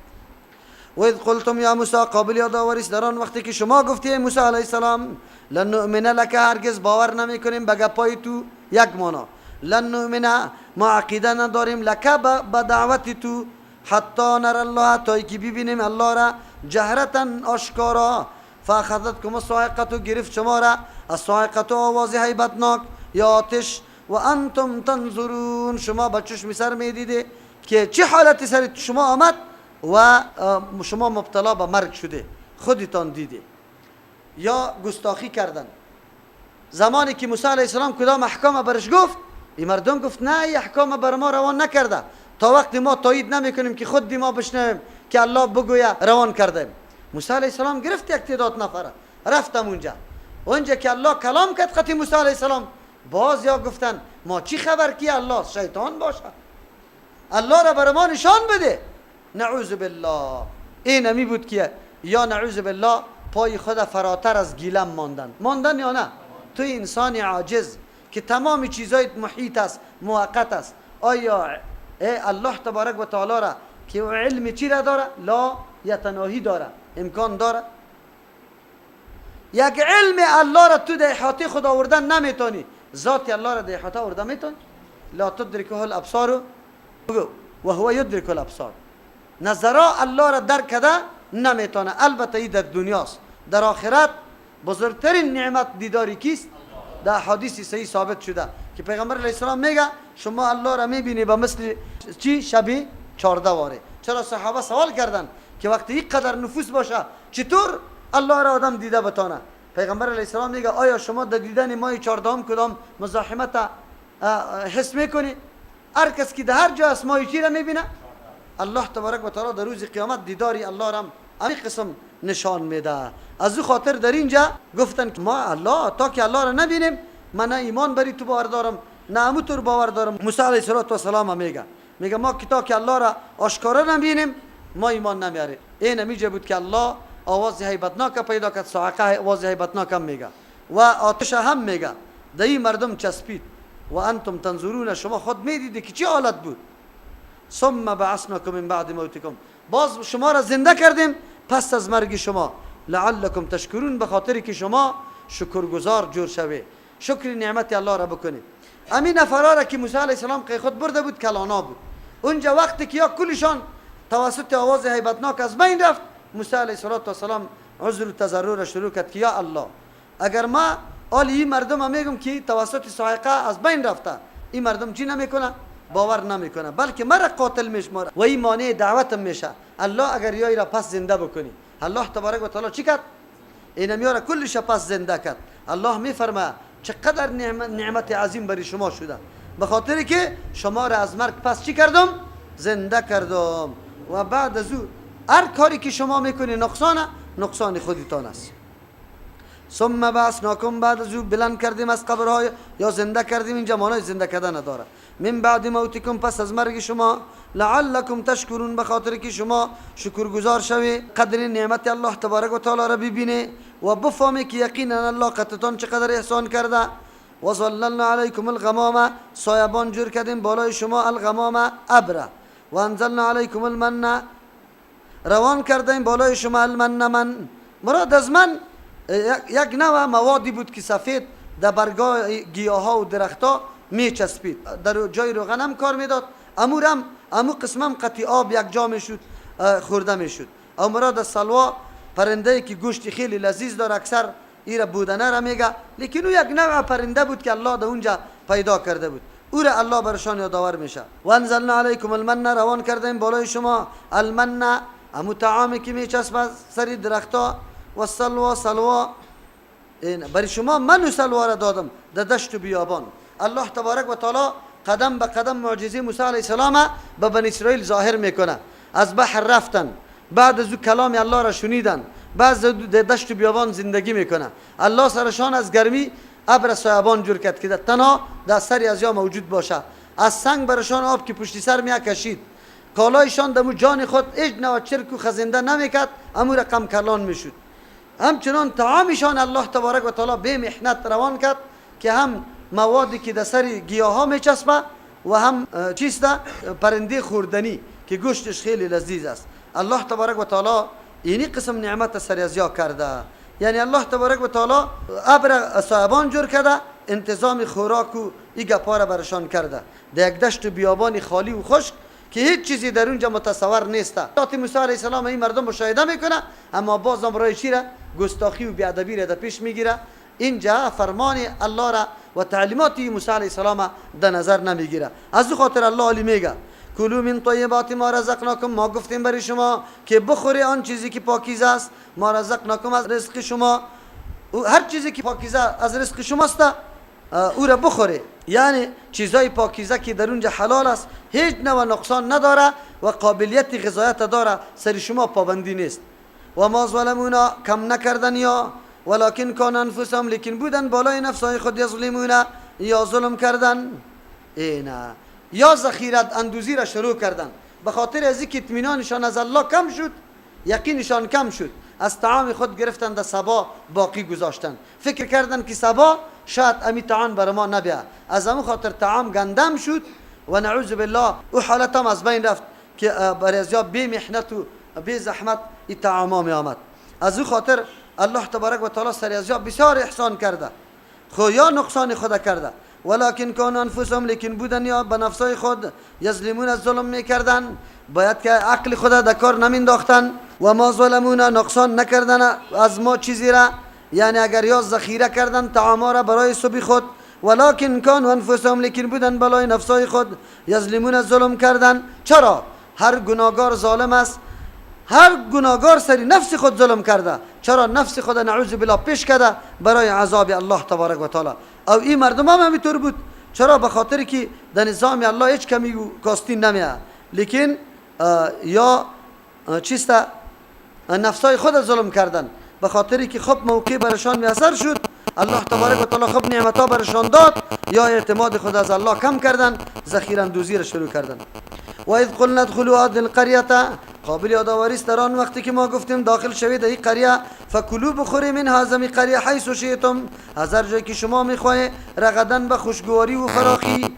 و ادخلوا الباب، داخل شوید سجدن، در دروازه امو شهر در حالی که منقاد تابعدار باشه، یا سجدن سجده کنان. و قولوا، بگوی، حطتون، سوال ما تا طلب بخشش است، نغفر لكم، و بخشش میکنیم برای شما خطایاکم، گناهایتان، و سنزید المحسنین، زود است که زیاد کنیم برای کسی که محسن باشه، این کار درست انجام میده.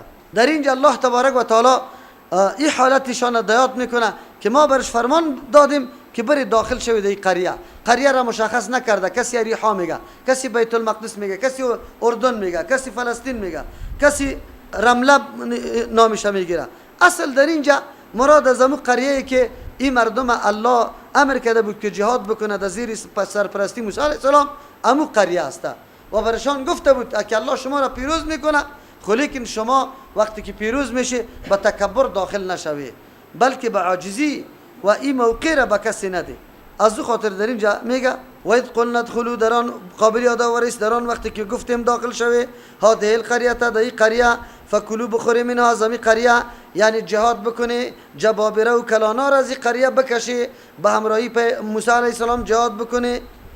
فکلوا بخوری منها، از این قریه، حیث شئتم، از هر جایی که شما میخوای، رغدن به فراخی، شما که از این طعامات تنگ آمده، بری جهاد بکنه، منطقه را پیدا بکنه که در اونجا شما چیست عبادت الله تبارک و تعالی را بکنه و جهاد بکنه. و ادخلوا الباب سجدا، داخل شوید در دروازه سجده کنان. دو مطلب داره. وقتی که داخل شهر شوید، فتح و کامیابی نصیب شما شد، برای شکرگزاری و شکرانه دو رکعت نماز بخوانه. چرا که این کمال از شما نبود، کمال کی بوده؟ الله تبارک و تعالی بوده. یا دوم معنا اینجا مراد از ادخلوا الباب سجدا، داخل شوید در دروازه سجدن، سجده کنان. مراد از سجده یعنی سجده کنان داخل شوید، خم کردن خود است. او مراد از دروازه مثل که ما و شما دروازه لین شرقی را میگیم، پل چرخیست، لین جنوبی را میگیم در چیست تانگ لوگر یا پیشتر چهار آسیا، و یا این قسم چیست ولایت شمال دروازه میگیم. یعنی اونجا دروازه حقیقی نبود، اما طور از رای ورودی امو شهر به نام چی یاد میکرد؟ دروازه یاد میکرد. و منظوری الله تبارک و تعالی بود که دو رکعت نماز شکر خوانده شود، یکی بعد از پیروزی جهاد.